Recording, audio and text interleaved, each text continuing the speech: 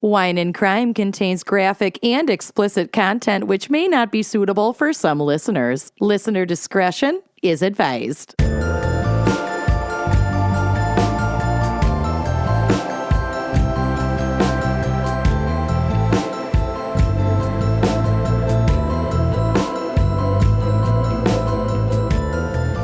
You are listening to Wine and Crime, the podcast where three friends chug wine, chat true crime, and unleash their worst Minnesotan accents. Wow. That was the worst. That was bad. I thought you were saying Vienna sausage accents. Okay, you know what? As the non-local here, I think I did a pretty darn good job. No, you did a terrible job, and I have so many regrets asking you to come on the show today. I'm kidding. I love you so much. You told me to say the highlighted part. I didn't know this was coming either. Otherwise, I would have practiced my Minnesotan accent. Oh, stop. Just man. Stop. You know what? We're good. We're good. So, can anyone guess who our special guest is today? Because it's not Kenyan. Hi. It's not a Minnesotan.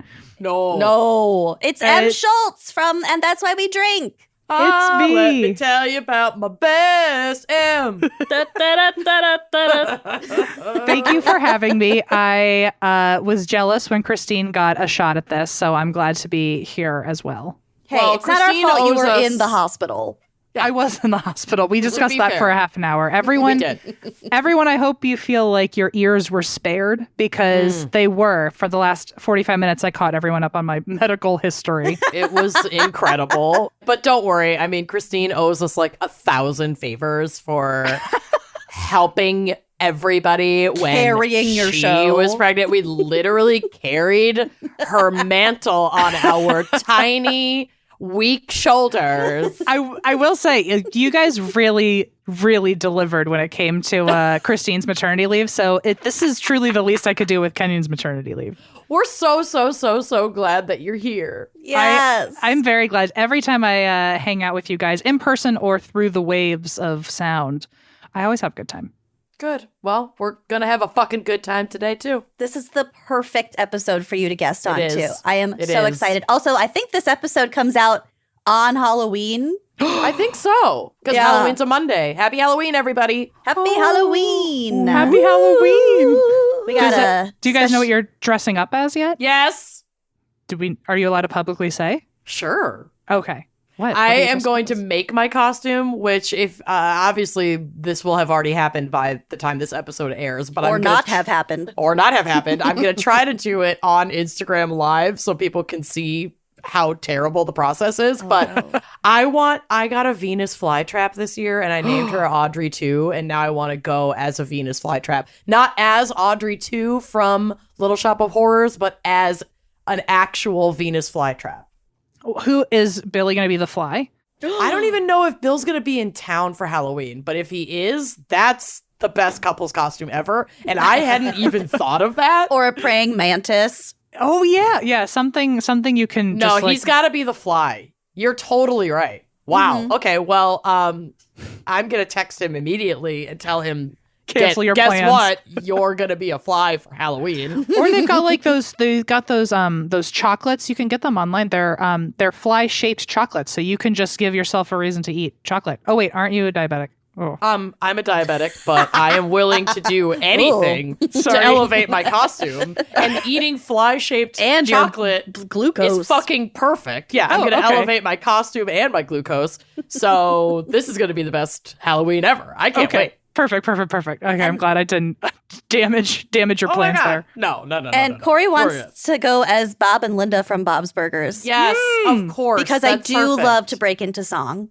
You do. Well, I mean, also, aren't you the Bob and Linda of your town these days with your little burger joint? Mm-hmm. Bobby! I'm just... I can't wait until we magically find a reason city to come to Des Moines. I was going to say a city near you where all of a sudden I can just eat all of my meals at Lachelle's. It's too easy. It's really easy to eat all your meals there. It's really good. We'll go. It'll be great. The pictures look beyond. I can't. They look so stinking good. Yeah, they're pretty good. What's your Halloween costume? I don't know yet. I had a plan to dress as Christine because we have a Halloween show. I think we're in Atlanta on Halloween night. So Fun. we were thinking I love Atlanta.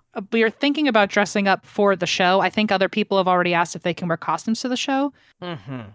I mean, I guess if this is coming out Halloween, then I'm not ruining anything. But I'm thinking of dressing up as Christine, and if not, I think like a good old fashioned cryptid will probably just do the trick. So I love it. it's got to be something I can absolutely travel love it. with, you know? Yeah. Mm-hmm, mm-hmm, Yeah. mm-hmm. Yeah. Yep.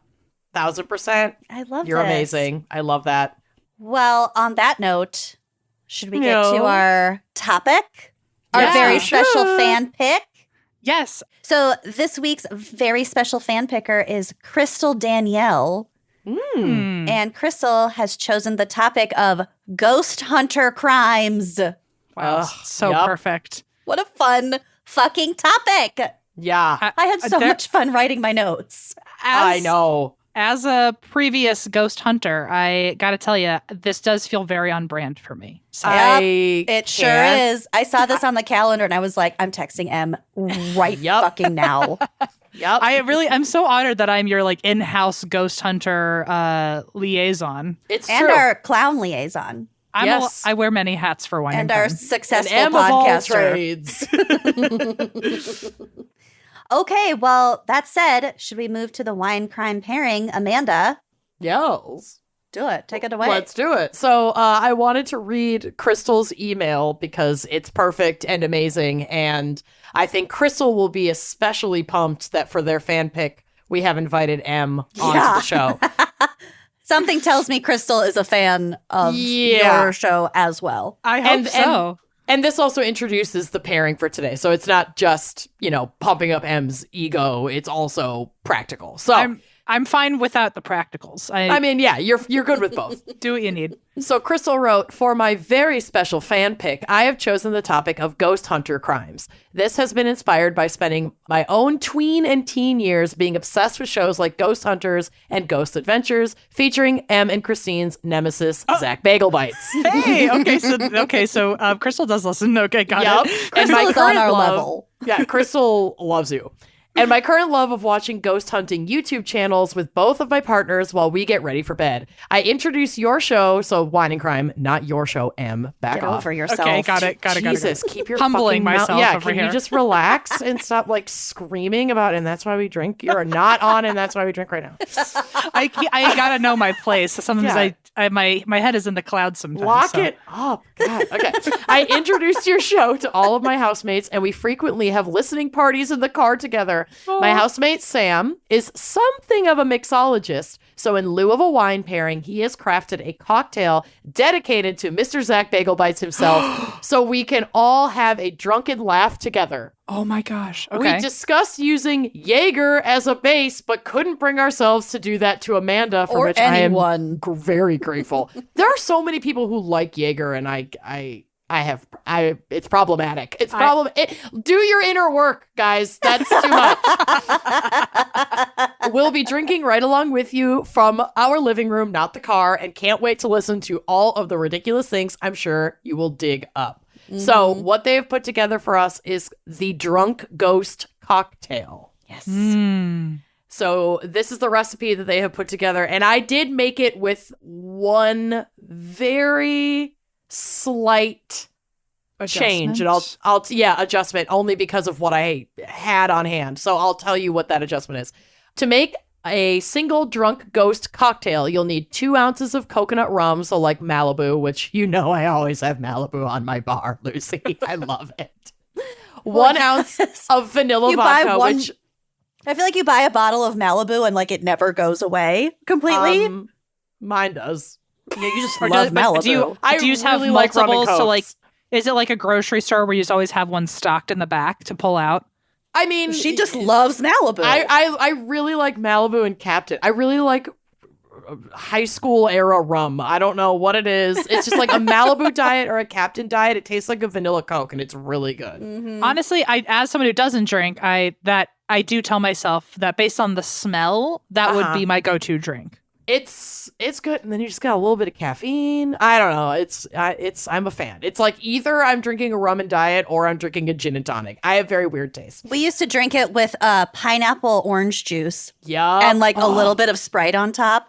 Well, okay, you're onto it. So this is 2 ounces of coconut rum, 1 ounce of vanilla vodka, which I did have to go out and get because I don't usually have flavored vodka in my house. But vanilla vodka around fall is quite good. You can put it in a lot of stuff. And vanilla vodka is also really good if you want to have like a slightly sweeter White Russian.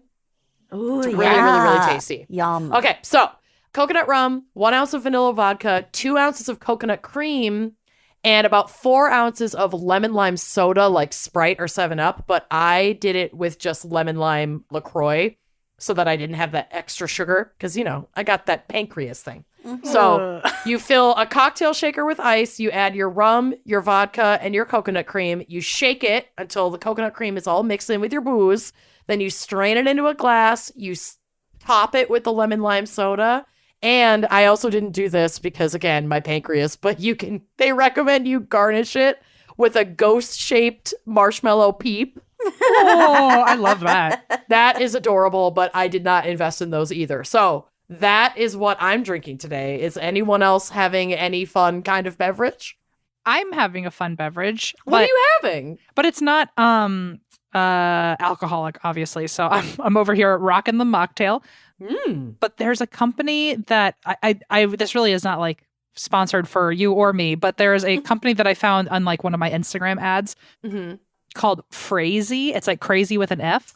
And they make these frozen ready to go mocktails and they ship them to you. But like I'm obsessed with that. You can customize it. You can put your name on the cup. You can like select which garnishes will be frozen with the drink. So like when you defrost the whole thing, it's a drink like ready to go. Cute. And I'm drinking one called Curls for Girls, and wow, it is just, I don't know what's going on in here, but it's very delicious, and it has an orange slice. So cute. Lucy, are you drinking anything fun today? Yes, I have a little vodka cranberry. Yum! In one of your tiny little glasses. Yes, it's in one of my It's with the cran raspberry juice that we always have at my parents' house. Is it in one of your Ham's glasses? No, it's not one of the Ham's ones. It's in the slightly larger, but it's a smallish glass, not a pint glass or anything. Well, I love it. Is that your go-to drink, Lucy? This girl no, not really. Yeah, but I do love vodka. Cran. Really anything with vodka, I'd say. Mm-hmm. But you're a vodka gal. I'm a vodka gal. I'm working with what I had in my fridge today. And I love it. And both of you are anti-Jaeger, is what I'm learning. There is one specific person on this planet who I will have a Jaeger bomb with. And she passed away a while ago. No. I was living thinking person. of Jessica. Oh, okay. Yeah, she did like the Jaeger bombs. Yeah, well, that was just like Jake. She passed away when we were like 26, so I was still like, and it youthful. Was not a Jaeger-related incident. She had cancer, so everybody calm down. We were back in our youthful vigor days, but now at 35, there is only one person. If he twists my arm, I will have a Jaeger bomb with him. But I will. Is it Ben? No, it's Iran. Oh, hi, Iran. He doesn't listen. I know. What an angel. Also, that does not surprise me. But I'll drink like half of it and then just give him the rest of it because I fucking can't. Or do what we did in Nashville and people would just bring us shots and we'd pour them in a plant. All those plants on that rooftop bar are dead. I'm telling you right now. There's a lot of tequila in those plants. As someone who's never tried it, what does Jaeger taste like? It's black really like licorice and death. It's really like herbaceous. It's thick. It's literally like green black. What? It's like dark brown. It's the bottle's green. I know, but the liquid is. She's it's amazing. like, is it creamy? Like no, it's just thick. It's syrupy. You're supposed to drink it cold, like out of the freezer, so that makes it even thicker. Oh God. Okay, I've heard enough. Yeah, you really have. I've seen what I needed to see. Yeah, I'm over it. It's not for you. It's not for most people. While you're thinking about that too much and trying not to gag, Lucy, do you want to give us our background and psych on ghost hunter crimes? I sure fucking do. There is a little bit of psych in here. Woohoo! So I don't need to shake my bones. I'm shaking my bones for you every day. But it is Halloween, so maybe I'll shake them anyway. Do it. Fuck it. There are no rules here. Yeah. Oh, these are your favorites, Amanda. The snake ribs. Little snake ribs. It's such a gentle sound. Yeah. Didn't love I do like an ASMR recording and send it to you? You sure did. You did a full-blown voice memo that I could keep, and I have revisited it because I am not fucking well, you guys. It's a gentle little tinkle. It's so gentle. Okay. So from Wikipedia, quote, ghost hunting is the process of investigating locations that are reported to be haunted by ghosts. Nailed it. Typically, a ghost hunting team will attempt to collect evidence supporting the existence of paranormal activity. Ghost great hunters. Oh my God.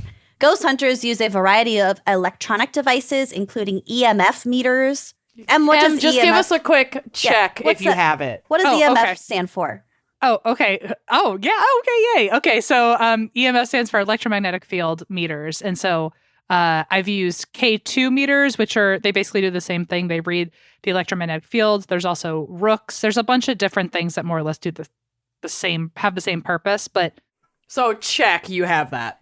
check, I have that. Yeah, if you'd like me to give you a whole little class on each of them, I can do that too. So if you're confused about anything, I got you. God. Well, Yes. okay, so I have a folder of photos on the drive, which will be on the blog of the 3 times I've been ghost hunting.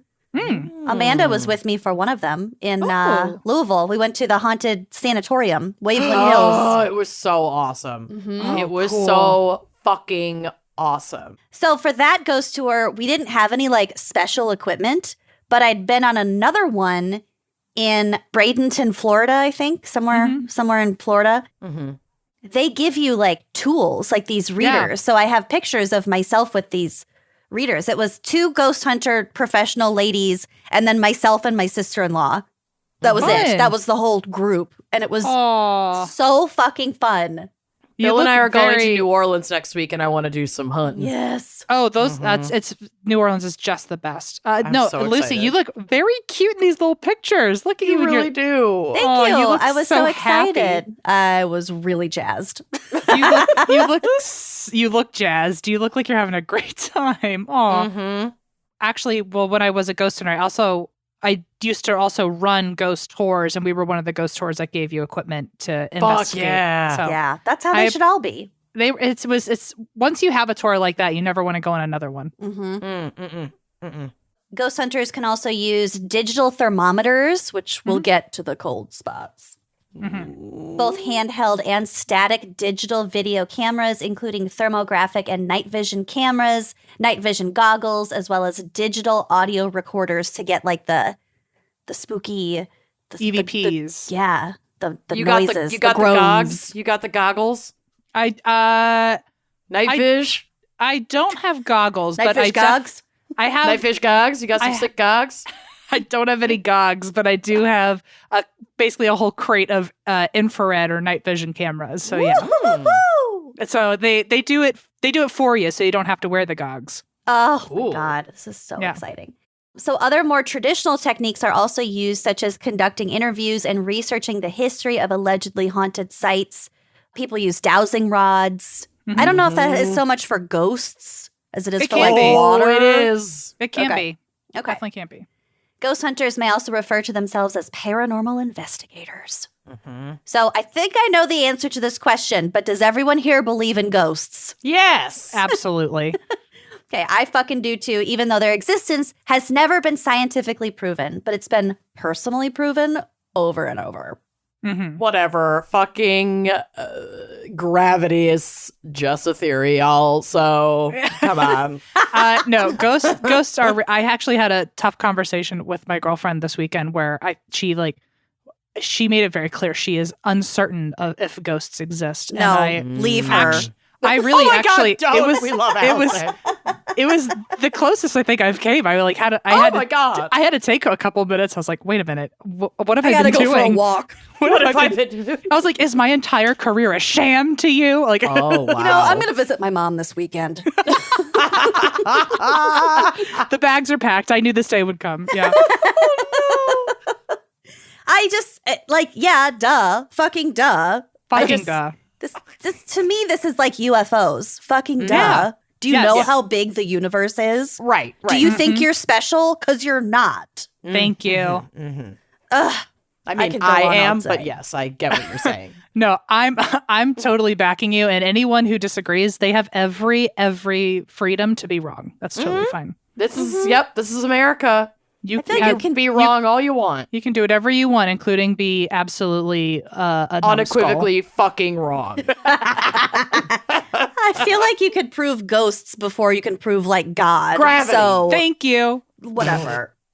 1000%. Ghost hunting is mostly considered a pseudoscience by idiots, but it is fun and exciting. According to a survey conducted in October 2008 by the AP and Ipsos, 34% of Americans say they believe in the existence of ghosts, which, like, why isn't it more? I was going to say 66% are my girlfriend, so. Wrong. Moreover, a Gallup poll conducted in 2005 showed that about 32% of Americans believe that ghosts exist, with the belief declining with age. So the older you get, the closer to being a ghost you are, the less you believe in them. Look, that's pathetic. Pathetic is the right word. Thank you. I got nothing else. It makes no sense to me. No. I feel like I think it's denial. I think as you're entering into the reality of death, you will cling to anything to make it seem like it's not happening. Like you're going to heaven. I feel like, and maybe this is like, I know a lot of people, have religious beliefs because it is a comfort as you get closer to the end, that, there is more after this.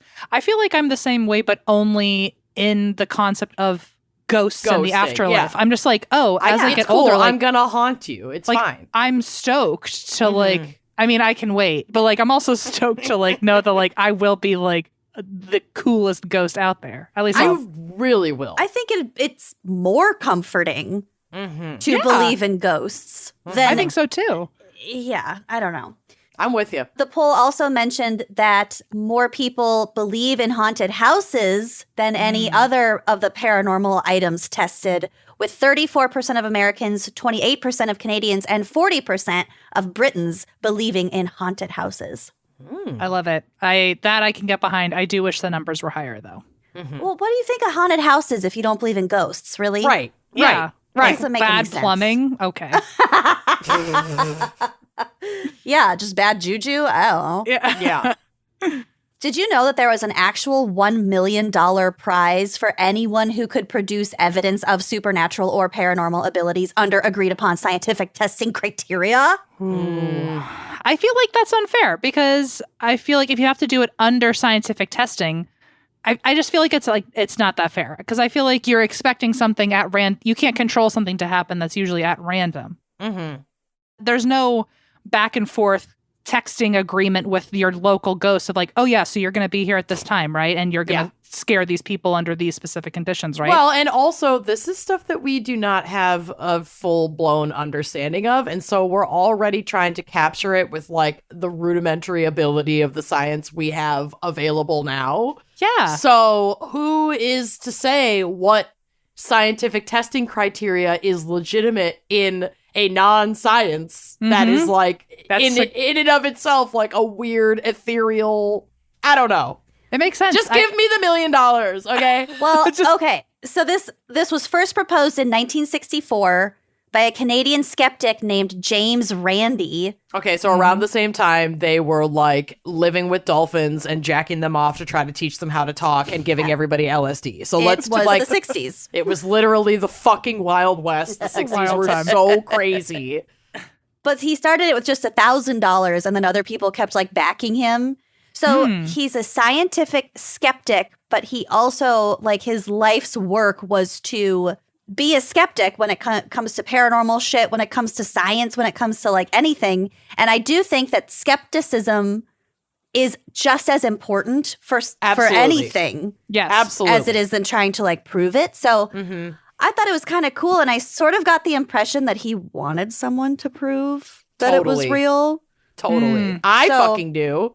I will say, as someone who used to, hang out with a lot of paranormal investigators, most of them are in their daytime, they're actually scientists and engineers and very logical people. And they don't go into ghost hunting with the plan to find ghosts, but to debunk whatever's there. And they all seem to have the same hope of not being able to debunk. So I think it's kind of like almost a backwards way into the paranormal world of like, they want to be proven that they can't prove it. Absolutely. We'll get to the debunking, honey. Yes. Okay. The challenge has been accepted by over 1,000 people, but none of them were successful. And the challenge was officially terminated in 2015 because he stepped down from his position as like the head of the board of this organization that he ran. And they were just like, yeah, we're not going to do this anymore. So there are some simple explanations for that feeling we get when we feel like there's a ghost around. So, you know, the creepy, The hairs on the back of your neck. Yeah. Yep. The sudden spookies. cold. So this is from Encyclopedia Britannica, my lover. So it could be infrasound. An infrasound is sound that falls below the audible range of humans. And infrasound can be created by earthquakes, certain animals, and also severe weather that causes us to experience anxiety, sorrow, and paranoia. My God. Yeah, isn't that fucking weird? It's crazy. Another possibility is changes in the Earth's geomagnetic fields. Okay. Experiments have shown that these can stimulate the temporal lobe of the brain, creating a sensation similar to that experienced during an alleged haunting. Okay. It's like if you just kind of go tingly and suspicious, it could. Yeah. The vibes are off. The vibes are off, but it could just be Vibes because are of off. the geomagnetic fields. Yeah. Sure. The geomagnetic vibes off, folks. Way off. What do you think the frickin' Bermuda Triangle is? God damn, the motherfucking Bermuda Triangle. I can't. Good point. Geomagnetic vibes. They're just off.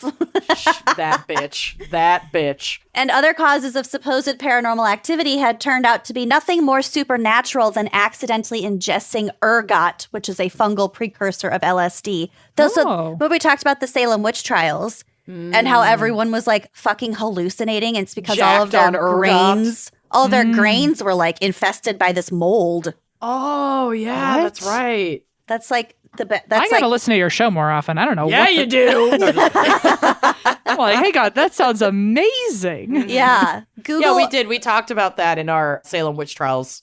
Yep. Let me write that down. Ergot. It's ERGOT. Yeah. ER Game of Thrones. All right, I got it down. Okay.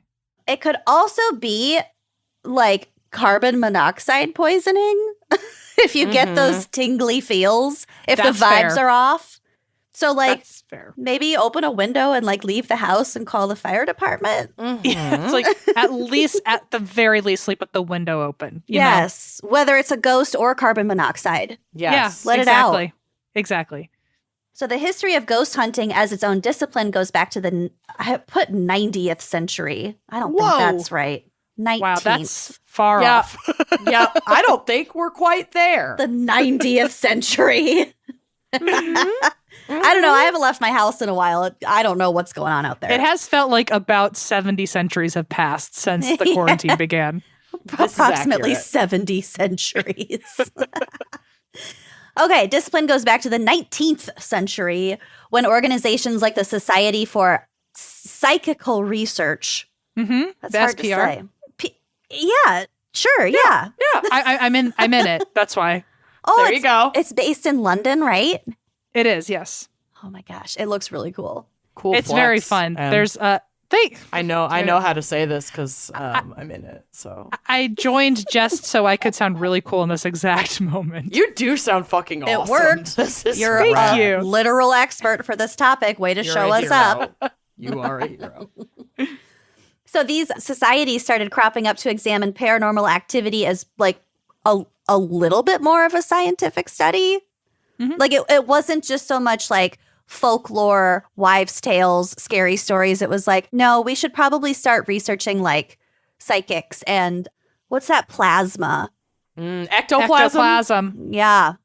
Shit like that. That's what was happening around this time. Yeah. I like to call what happens in my downstairs, both right before and right after my period, ectoplasm. Yeah. Maybe And at you the peak fucking of your know- period.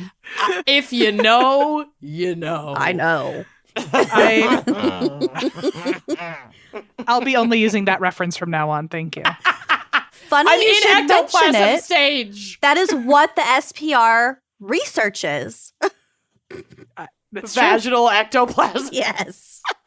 Discharge. Well, they definitely had at the beginning, or maybe the original height of spiritualism, when they had a bunch of mediums doing seances, a lot of their bit was that they would be able to produce ectoplasm, and a lot of it did come out of their vaginas. I'm just saying. Oh, cool. I'm just fucking saying. We have done a whole episode on it, and that's why we drink, about a few different mediums who did that, and it was a lot to describe because they were swallowing things like egg whites and fish nets and stuff, and it was so that it would look like they're throwing up ectoplasm in the dark, but the things they were putting in their body from either end was out of control. Wow, cool. So, and then the SPR was like, I feel like we should step in. It's like, this is crazy. This needs to be stopped. This is crazy. This is a little too bonks. Even for us. Yeah, My it's wild. bonkometer is going blowing nuts. up. Yeah. Getting a really intense reading off of my bonkometer. My bonkometer is lighting up like a Christmas tree. I'm fucking here ding, for ding, it. ding, ding, ding. Also, please invent something called a bonkometer and start bringing that on your ghost hunting. If I could, I would. If I knew Bring what I was Em, doing. I need you to bring legitimacy to the bonkometer. Can you do it? I'll do my darndest. Do you accept Okay. this challenge? You're the only one for the job. You're all we've got. You're the only hope we Bonkometer is have. my retirement. I've put every last penny into the bonkometer. Okay. Help me. Help me. I don't know what's happening. Fucking hell. I think that cocktail is starting to work. Yeah. I'm officially a drunk ghost. How's that vanilla vodka? Help me. Yeah, wait, so does drunk ghost mean you'll be so drunk by the end you turn into a ghost? Or that I'll Ooh. die. Oh, Yeah. no. No, I think it's just in reference to how this drink is like white. Uh-huh. I see. It's- And the it's- peep. They yeah. should just call it the Drunk Amanda then. I mean, Yeah. hi. Insert any name there, really. We're good. Yeah. So I think we've talked about spiritualism and mysticism in a past episode. I know I talked about it a little bit during my drunk dive on Rasputin. Say no more. Yeah. Right. Psychic researcher Harry Price gained public prominence for his investigations into psychical phenomena and his exposing of fraudulent spiritualist mediums. So he was a big old skeptic too, and well, I guess after he died, there was a book written about him that was called like The Original Ghost Hunter or something like that. He was Zach Bagans before Zach Bagans. He actually was can I give a shout out to him? That's why I drink real quick? Yes. Of course. Are you kidding? Yes. No plugs allowed. Harry Price is one of my favorite paranormal people to talk about. Yes. He is just under Harry Houdini, which actually has a lot of paranormal history to him. If you ever Oh, want to we'll get to we'll Harry get to Houdini, honey. Perfect. But Harry Price falls right under him. We've actually done a 3-parter on, and that's why we drink about Harry Price. But he was like the original ghost hunter. He even, like, his big thing, I think, was the Borley Rectory. But a lot of cryptids and things like that he's covered. And he was the first to ever create a ghost hunting kit. And he had it like featured on the radio, like in live time. So he really had like ghost adventures before ghost adventures. So I love that. Yeah, he was he's really so fucking fun. cool. I didn't get too much into him. that was my personal shout out then, to go do a drunk dive on him if you must, because I Done. love Yeah. him.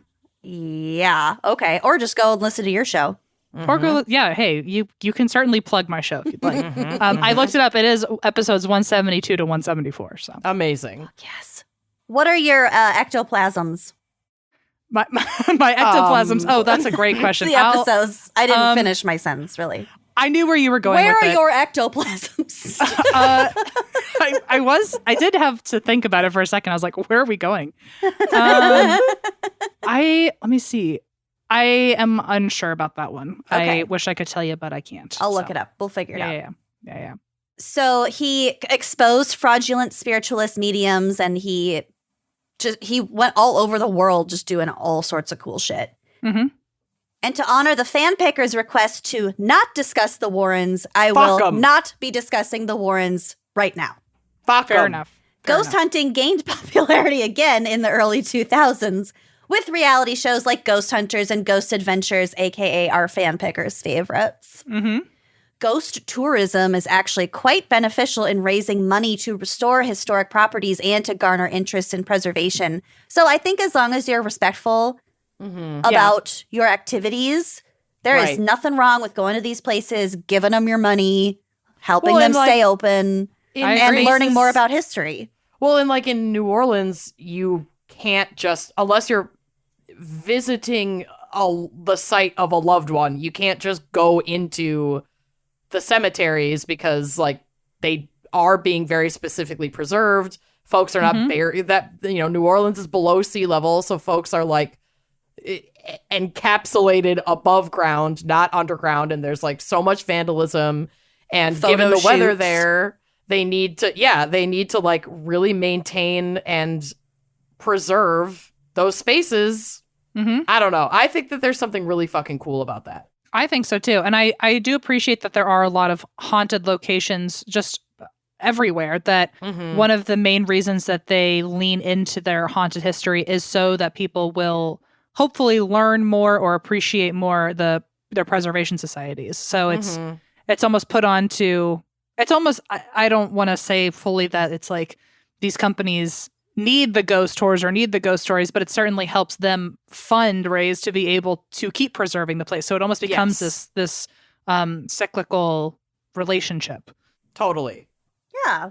And they're just really fucking cool. I mean, whether you find a ghost or don't. Exactly. I think it's a fun way to get people to learn about their local areas and all that good stuff. I don't personally see it as problematic, leaning into the spooky haunted history.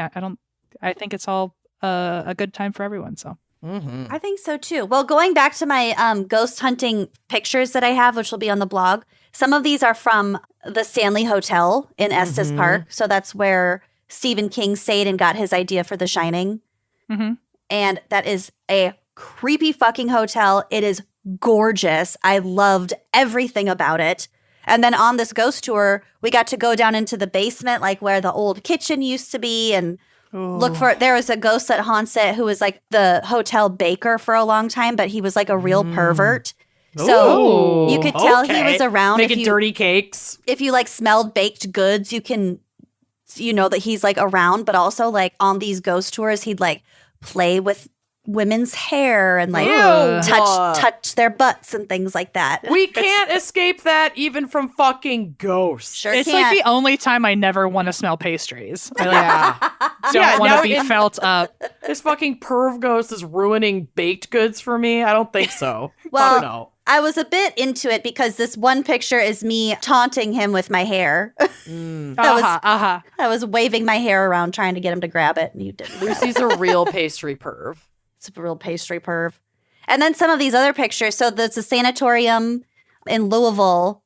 The fucking that was red creepy ball. as fuck. Don't even. There was, and then this one picture, I thought I captured an orb and I got all excited about it, but it's just the fire alarm. Classic. So that's the false orb. I appreciate you being honest about your debunking, though, because you could have easily freaked us all out. Yeah. I mean, I kind of wanted to, but Scott and Amanda and Kenyon were like, yeah, that was a small one. Well, there are people, Zach Bigglebites, that like, I can neither confirm nor deny, but I certainly have a hunch that not everything we see on the show is always a ghost. So yeah. Fucking probs not. Yep. And then this last picture is myself, Kenyon, Amanda, and Scott by the witch tree in Louisville. Yeah, it's really fucking cool. Apparently, was it like a witch, an alleged witch was hanged from the tree. And then it started growing all creepy and weird. And then it was like struck by lightning, and then the tree turned like really fucking weird or something. What? I don't remember, but it's a very gnarly, bizarre looking tree. It's called the witch tree. Wild. Like, that could just be a tree with really bad luck, but like that it's got its own history and everything. Yeah. Something's off. Yeah. So I do have some tips on how to hunt ghosts. And this is from ghostsandgravestones.com. Oh, the best. I love their website. Do you? It's a cool website. I love them. Whoever runs that, good for you. It's a great website. Okay, so number 1, be prepared. Before you embark on your ghost hunting adventure, make sure you have all the necessary supplies. For a beginning ghost hunt, you'll need a pen and paper to keep track of any paranormal observations, a camera, a flashlight with plenty of batteries, and if possible, a mobile phone for use in emergencies or to track the time. Okay. They've really thought of everything. You'll also want to dress appropriately for your excursion by wearing comfortable shoes or bringing a jacket. Maybe something you can run in. I don't know. Leggings, sneakers. Sprint out of small places. Yeah. Yeah. Or if it's the haunted house attraction that Amanda dragged me to, a poncho and a pair of old Uggs that you don't care about. Yeah. We really glad we had the ponchos. God damn it, that was awful. I'm never doing a haunted house. The Factory haunted house was a real experience. Oh my God, I was abducted. I was put into a body bag and dragged into another room away from my friends. Yeah, I was abducted and put into a giant steamer trunk with a stranger. Oh God. And just left there for like 10 minutes. It's bold In for the you to dark. say that people who drink Jaeger need to unpack a lot because like the fact that you She's paid money projecting. for that experience. Paid money and signed a waiver. Yeah, if you have to sign a waiver, you shouldn't be there. It was like It was a 2-page awesome. waiver. Yeah, it was really long. You know, It was I like beg a to differ. legal document. That I was think I'm married, actually. It was hypocritical of me to say that because I did sign an 11-page waiver for Zach Bagel Bites to go into his museum, and I've signed it 3 times. So Wow, okay. we all have something we need We to all have explore. some Yeah, soul unpack searching that, to do. Em. Yeah, we all have our thing. Oh my God. Oh, God. Okay, so Em, this is for you. More advanced ghost hunters can purchase higher quality materials such as video cameras, audio recorders, or digital laser thermometers to locate sources of energy. Cool. But Very true. since this equipment can be quite pricey, beginners should test the waters with basic gear before investing lots of time and money. And honestly, same for podcasting. Here's your free advice. Yeah. Yep. Just start with like your fucking Blue Yeti voice is memo fine. on your phone. Right. I'll also tell you, I mean, I am very lucky to have like a full, very professional ghost hunting setup, like just ready to go if I wanted to. But some of the most effective equipment I've ever gotten were like on clearance racks at Target, and they're not even meant to be ghost hunting equipment. It just they're just motion detectors or like a $5 laser or like, a random, the recorder we're using right now could pick up something. So just because it's fancy doesn't always mean it's the best one. So just a disclaimer there. Same as you said with podcasting equipment. I mean, I can say confidently because the 3 of us and then Christine and Kenyon, we all came up truly together. We all started our podcasts the same week. That's so fucking wild. And if you were anything like me and Christine, you spent like maximum $200 on microphones and equipment. Yeah, we got ours on like a Black Friday sale too, so it was even cheaper. And yeah, I mean, look at us. Look at us. God Look at bless. us. Also, technology improves all the time. So, like, even if you're getting something quote unquote cheap, if you know how to use it, what you're going to use it for, Exactly. what's the difference? Exactly. Okay. Tip number 2, do your research. Even if you're investigating your own home, it's a good idea to research a particular location's haunted history. You can prepare yourself for potential challenges and learn more about the paranormal sightings in an area. For example, if sightings commonly occur in the evening, you'll know to plan your ghost hunt around that time. You might even find a few pictures of orb backscatter in your research when a camera's flash picks up invisible spirits and auras. Backscatter. I don't like that. I did not hear that word once in my life until right now. Orb backscatter. As someone with back knee, I really don't like orb backscatter. Just as a general concept, I don't like it. I feel like Backscatter. when deer poop, it's backscatter. Yeah. Scat. Or like the stuff that like, might get stuck to an animal if, Oh no, backscatter. Some Klingons. Yes. some dingleberries. Yeah, when a cat is like too old or ill or fat to clean itself. Or lazy or Like dumb. a backscatter, or yeah. dumb or just stubborn. Ick. Here's a hot tip. Most paranormal interactions take place near battlefields, forts, cemeteries, schools, and houses. So you'll want to check out these locations in your area first. Tip number 3, never investigate alone. Ghost hunts are not only much more fun with a group, but they're also much safer. You never know what kind of ghouls you'll encounter, so bringing a buddy or 2 is advised. Yeah, that's especially if you are someone who is going to do what I don't advise, and that's you think you are slick and can go investigate a place that has not given you permission. Right. That's my next tip. Yep. And if you are, I'm not saying you should at all. I do not condone that. But if you are someone who thinks you're going to be the ballsy one to try it out, definitely bring someone with you, because if you're in an abandoned building that, right.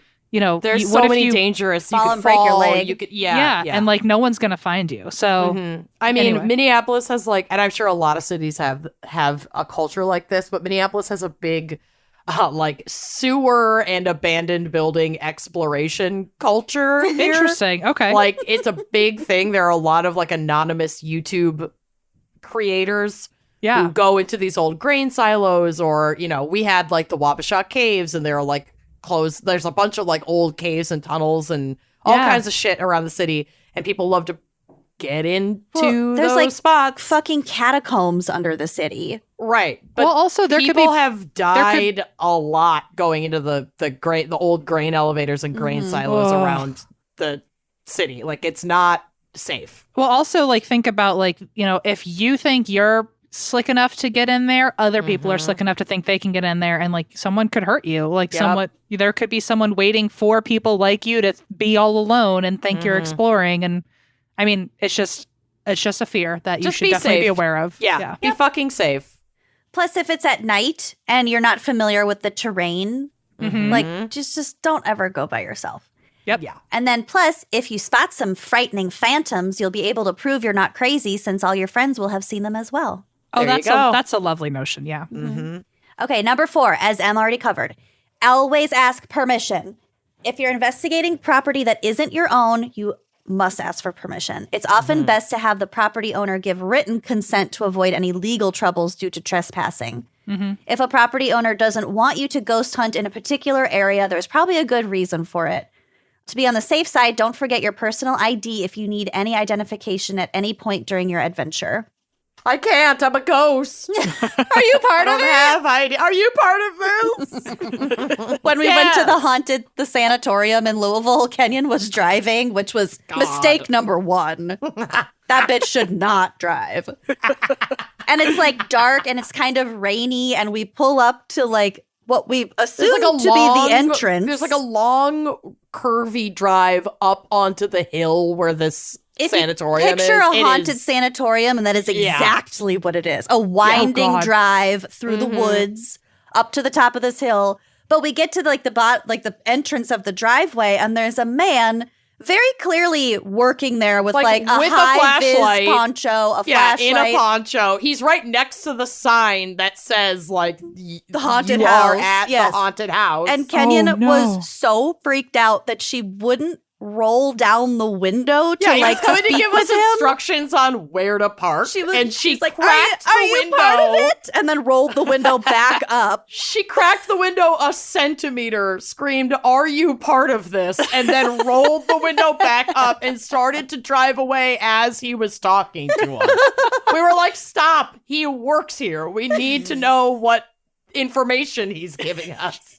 He's She wearing has a baby Allbirds. now. That woman's a mother now. Yeah, so It's horrifying. She's a mom. That's the Are scariest you part of this this Lang episode. Cohen is a mom. Also, going back to how people get hurt doing this shit, I found this in a separate article. But unaware that a quote-unquote spooky home in Worthington, Ohio was occupied, No. a group of teenagers stepped onto the edge of the property to explore it. The homeowner, because it's Ohio, fired on the teenagers' automobile as they were leaving, seriously injuring one of them. Oh shit. Okay. Yeah, see, here's the thing, you guys. This is why I'm so scared of ghost hunting, is because I'm not going to find a ghost. I'm going to find the sociopath who's been living in the walls for 16 years, feeding off of Rats. rat corpses and body shavings. Ew. I don't know. Do you mean the backscatter? Backscatter. Orb backscatter.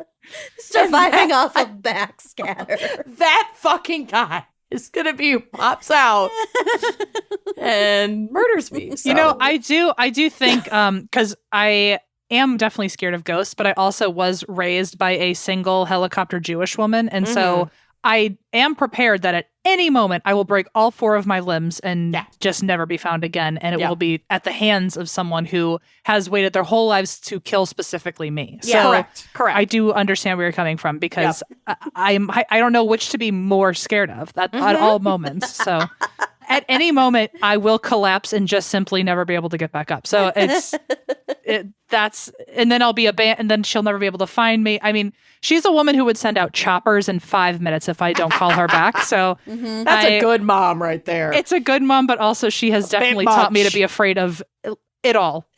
So, well, you're both a ghost hunter and a clown, so she didn't do that great of a job. She did. We're never gonna let that go. No one should. It was a bad call.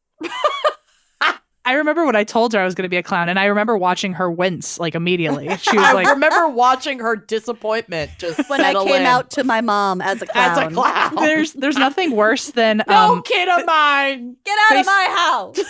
I mean, she was a truly helicopter Jewish mom in that there's nothing more painful than watching her disappointed in you, and also her not and her telling you with her face. Like it was clear.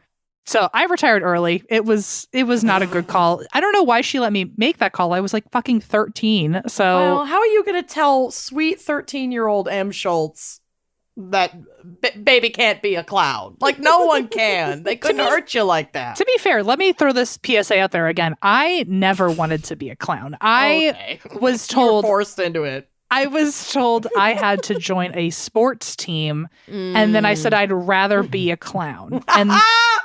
And then that's how that happened. That is not it. It is. My mom was like, you have to do something. Me. And I was like, well, I guess I'll just go to clown school if that's what it takes. Clowning. She wouldn't let you like play the piano. No, she said I had to either do a sport or play an instrument, and I was like, neither is going to work for me. So, and so this was my. It was the emergency break glass in an emergency situation, and I pulled the handle, and I ended up in clown college. So wow. All right. And you know what? She had hers that day because she said I needed to do an extracurricular, and I gave her the most embarrassing one I could think of. So she had to tell all of her friends that I was a clown. You showed her. And you know what? Awful. After doing it, I gotta say I have mad respect for clowns because I went in thinking like, oh well, that seems the easiest of the 3. But there's a lot of stage performance, behind the scenes, magic tricks. It's definitely harder than my 13-year-old self thought it was gonna be. So wow, great. Good. Shot myself in the foot there. Yeah, cool. The oversized shoe. Okay. It honked when it got shot. Yeah. Stop.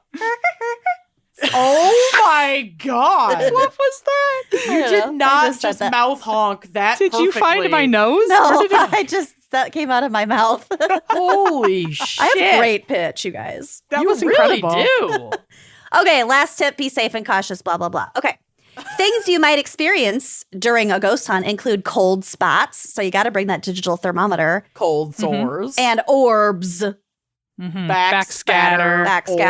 Some ghost hunters claim that circular artifacts appearing in photographs are spirits of the dead or other paranormal phenomena. However, such visual artifacts are probably a result of flash photography illuminating a mote of dust or other particle, and are especially common with modern compact and ultra-compact digital cameras, which, whatever. I picked up on my orb, even though it was a smoke alarm, and the flash wasn't even on. So nailed it. Fair enough. So those are my ghost hunting tips for you and some photos of my experiences. And yeah, it is fucking spooky season. And I have to book a tour of the cemetery in Des Moines. It is massive. Oh, that sounds so fun. It's really old. It's really huge. There are like big crypts. Oh, I love it. I love it. Oh my gosh. Okay. Whew. That's my seg. That's it? Oh, well, hey, you did a great job. Thanks. Amazing. Should we take a real quick break and recover from the clown imagery? Oh my God. I mean, yes. Therapy has tried to make me recover, but it's still not working.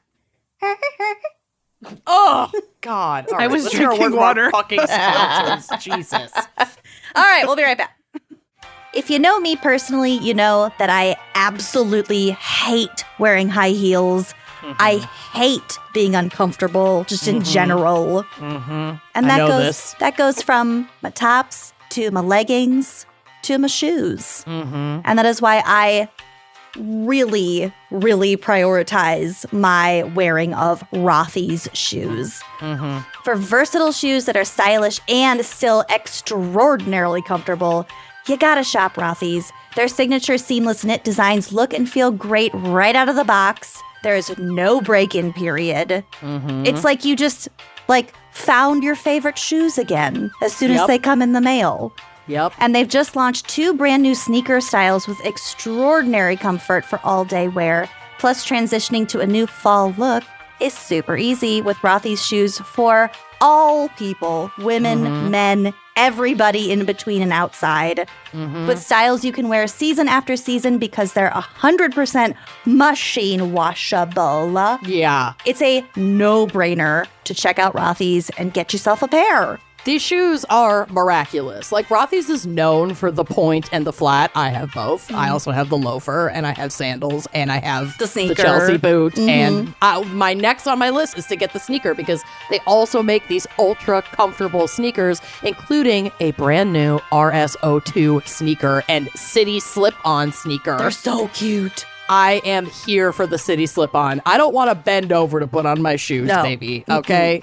They have the answer to everything. And as I mentioned, the loafers, they've got boots, they've got so much styles for everybody. And their wide variety of styles transition so easily season after season. Like Lucy said, they're all machine washable. So if you're wearing your Chelsea boot and it's getting a little muddy because, winter's here and you've got precipitation, no problem, buddy. You just pop them off, you put them in the washing machine. And if you're out looking brand new. And if your Tootsies are a little stanky. Yep. Oh, always. I just wash my Rothy's once a week with my regular laundry. It's just part of my routine. And the best part is that everything Rothy's makes is better for the planet. They've repurposed millions of single-use plastic water bottles into their signature thread that goes into every single one of their products. And you would think that thread made out of plastic would not be comfortable.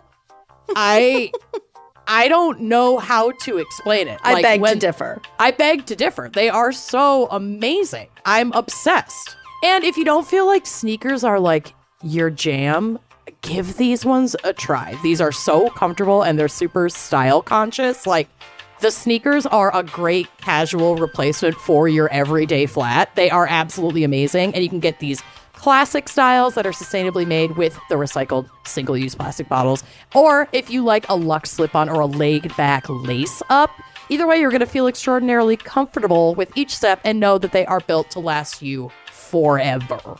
Literally. So get stylish shoes, versatile and durable enough to wear all the time with Rothy's. Get $20 off your first purchase at rothys.com/gals. That's rothys.com/GALS and treat your feet.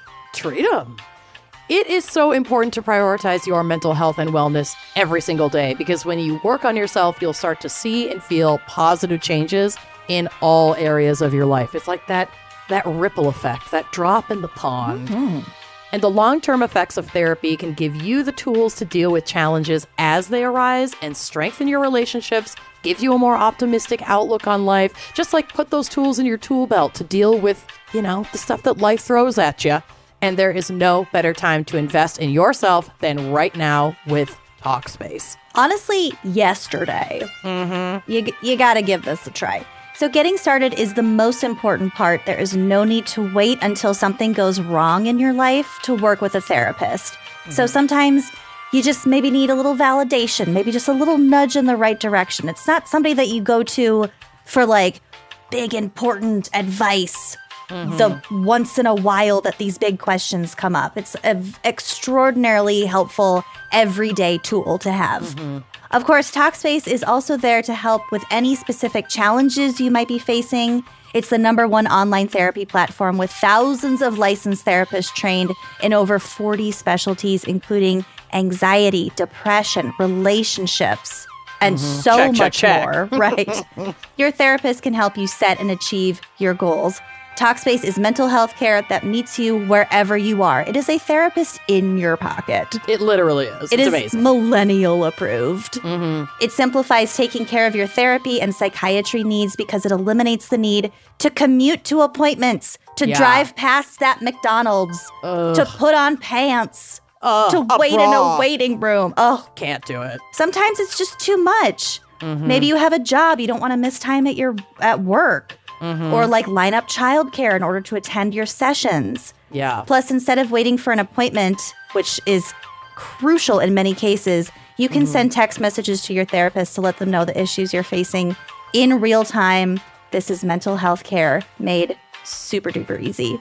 It sure is. And as a listener of this podcast, you will get $100 off your first month with Talkspace when you go to Talkspace.com/gals. To match with a licensed therapist today, go to Talkspace.com/gals and get $100 off your first month and show your support for the show. That's Talkspace.com/gals and treat your brain. Try that.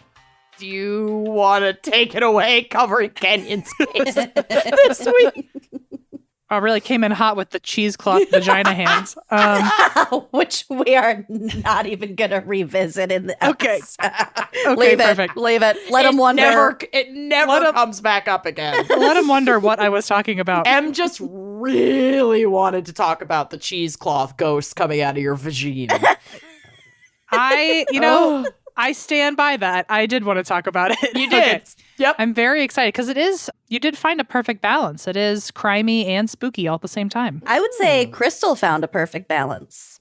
Crystal nailed it. I do wonder, though, if Crystal heard about it from And That's Why We Drink, Oh, that would be funny. because now I feel like I'm about to become an expert with this topic. Oh, Great. You mean this case in specific? This case specifically, because not only have we covered it on And That's Why We Drink, which, by the way, episode 201, if you're interested in hearing it after you listen here, but also Christine and I have a second podcast on Spotify. It's a Parcast podcast called Rituals, and we covered it there on episode 28. So after looking through it a third time, I'm pretty sure I'm an expert on them. Yeah. I love it. Great. Sorry and thank you. No. Don't apologize. I gotta say, you guys were very, very lovely for those listening in. When they asked me to jump on and take Kenyon's spot, they made it very clear I would not have to do any of the labor myself, which was very enticing. And so the research was already done for me. And I got to tell you, your research blows mine out of the water. So, Well, we can thank one of our assistants, Celia, for that. For helping us out. Well, whoever, if you've listened to And That's Why I Drink episode 201, and you wanted more, you definitely get more in this one. So Awesome. Okay. Excellent. thank you for making me look so bad. But You're welcome. you guys nailed it. Okay, so We did this on purpose. this is the topic of the Fox sisters. So the Fox sisters, this starts in 1848 in Hydesville, New York, which is near Rochester. And this case, if you have yet to figure it out, covers the Fox family. The father, John, the mother, Margaret, and then they have a 14-year-old daughter named Margaretta, who goes by Maggie, and an 11-year-old daughter named Catherine, who goes by Kate. So Maggie and Kate. Cute. The family were devout Methodists, and they actually had two other older siblings that had already moved out and had their own families. So they had a son, David Fox, and a daughter, Leah Fox, and then they had Maggie and Kate. The Fox house had a reputation, I guess, for being haunted throughout the town, but the family themselves didn't think much of it until March 1848. Because all of a sudden there were some mysterious rappings going on in the house. And I will claim here, I'll make it clear that rappings does not mean like Eminem and Snoop Dogg. I was going to say, it's just Jay-Z in the walls. The first time I ever saw the word rappings, I went, this is going to be a good ghost story. I love mom's spaghetti. God. It's just another word for knockings, unfortunately, everyone. Well, anyone who's read The Raven or heard it definitely knows this. My Obviously, brain went to I Christmas didn't. wrapping, personally. Oh, interesting. Or what birthday wrapping. We'll keep it non-denominational. Sure. Thank you, as I'm talking about two Methodists here who probably would have been fine with your original opinion.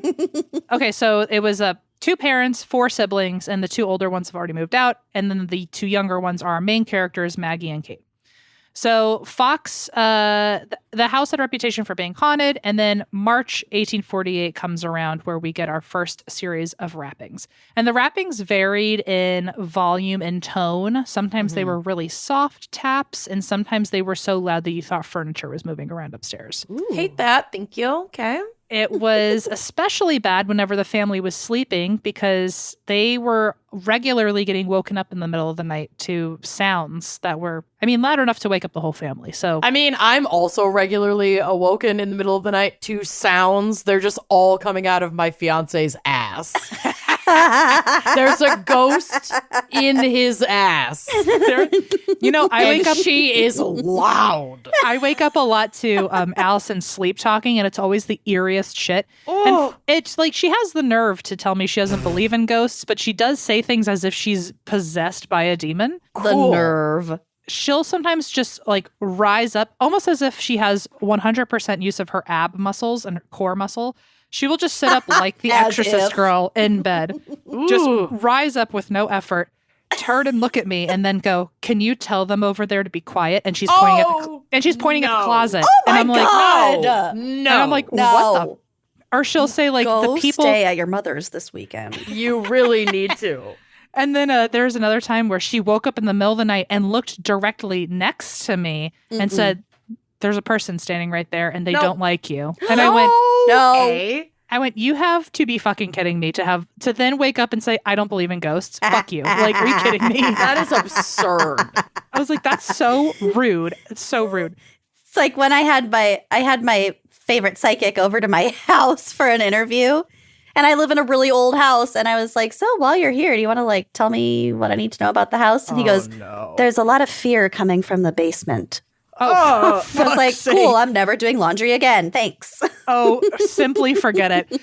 Their Christine's house is old as shit. And like, so is now, Kenyon's. Now she's got a baby. Oh, Kenyon will probably have some real doozies coming up in the near future. Great.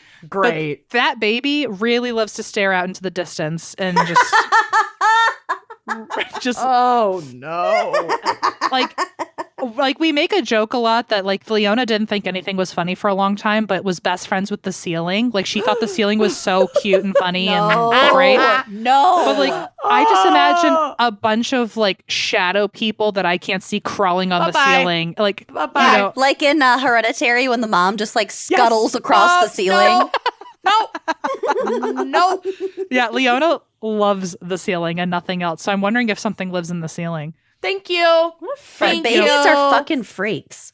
Yeah, the second I have a kid and they're able to say something lives in the walls, I'd be like, "We're leaving. We're moving." Burn the house to the ground. Yeah. Allison and I were just talking about if we should like think about buying a house or renting a house, and I was like, always rent once we have children because there's If no you gotta reason leave to stay. quick, it's a lot easier to break a lease than sell a home. I get it. No reason to commit to anything at this point. None. Okay, so I said that in March, that was when the big thing happened for the Fox family. So March 31st, John and Margaret, they heard crazy sounds upstairs in their house, almost like louder than they'd ever heard before. Their bonko meter was off the charts. Their It had bonko meter. exploded. It had exploded. It was so bizarre to them. Not my bonko meter. So they ended up freaking out. They ended up running to the neighbors in the middle of the night. Correct. This is the right call. Yeah, they were like, "Well, we need help." So they ended up sending their daughters to bed early one night, and that's when they heard all these sounds. They're convinced at this point that it must be demonic, which is why they run to the neighbor's house. And they end up having the neighbors come home with them to help them investigate because they're so freaked out. Keep in mind, they're relatively religious, and they really do think that this must be something evil. So they have the neighbors come in and investigate the noises with them. And this is when the girls reveal that they are able to talk to whatever is making the rapping sounds. Nope. No, you're not. Goodbye. Goodbye. And then they decide to prove it to them. So like now they're getting an up-close experience with this. Just So to prove it to them, Kate asks this entity to repeat the pattern that she snaps on her fingers, and it obeys. So this is the original Snaps is the game. If you keep up with TikTok trends, The game is Snaps. The game is Snaps. This was the original version. Oh my God. They're smart. So she repeats she does this pattern with her fingers, and then all of a sudden the sounds are able to repeat it back. Gross. Then she asked if they could. Gross. And then she asked if it could tap out her and Maggie's ages, and it obeyed that command as well. Which means one was 11 and one was 14. So that's a lot of raps. The adults even have to count to make sure that we're doing it right. Yeah. But I digress. Anyway, they obey that command as well. And this is when the neighbors try asking the spirit questions. And soon, just the whole squad is trying to figure out things with this entity. They even come up with a code where the spirit is able to reply with a yes or a no, or tap out an entire letter of the alphabet. It's kind of like a Ouija board mixed with snaps, I guess. But the thing that I hate is, like, what if the letter was Z? Like, you're going to count 26 raps and not fuck up? Like, right? At some point, they had to redo that whole letter. It's like, that's very obnoxious. Can we start over? Oh god. This is the scene. Okay, everything I'm in this episode, I'm going to relate to The Office. This is the scene in The Office when Dwight becomes manager and he gives everybody the really long, obnoxious codes to use the copier. And Kevin just keeps fucking it up, and Angela is just screaming the numbers at him. It's pretty much exactly that, except in taps. And they probably had to keep saying, wait, I know you're mid-paragraph, but do you mind starting over? After multiple sessions of this, they start to figure out a little bit about the spirit, and they're able to determine that this was a peddler in town named Charles B. Rosna. I like how it could have been Charles A. or Charles C. if they miscounted, but we're going with Charles B. Rosna. Or like Darls. Right. It could just been anything. Charles B. Rosna, and he was apparently murdered and then buried in their cellar. Ooh. Bummer. Now, there's a note that I want to mention that there were actually vague rumors around town that there had been a peddler that was killed in town. And so I think my guess is, if all of this is not true, and, if the girls were, just making things up, they could have easily ran with that story of like, oh, well, someone's in town. We know someone died in town and he was a peddler, so let's just make that the name of the ghost. Mm-hmm. Or it could have straight up been a peddler who was murdered in town. Like, for all we know, we're actually like getting down to the nitty gritty of this crime that we've never gotten full details on. Mm-hmm.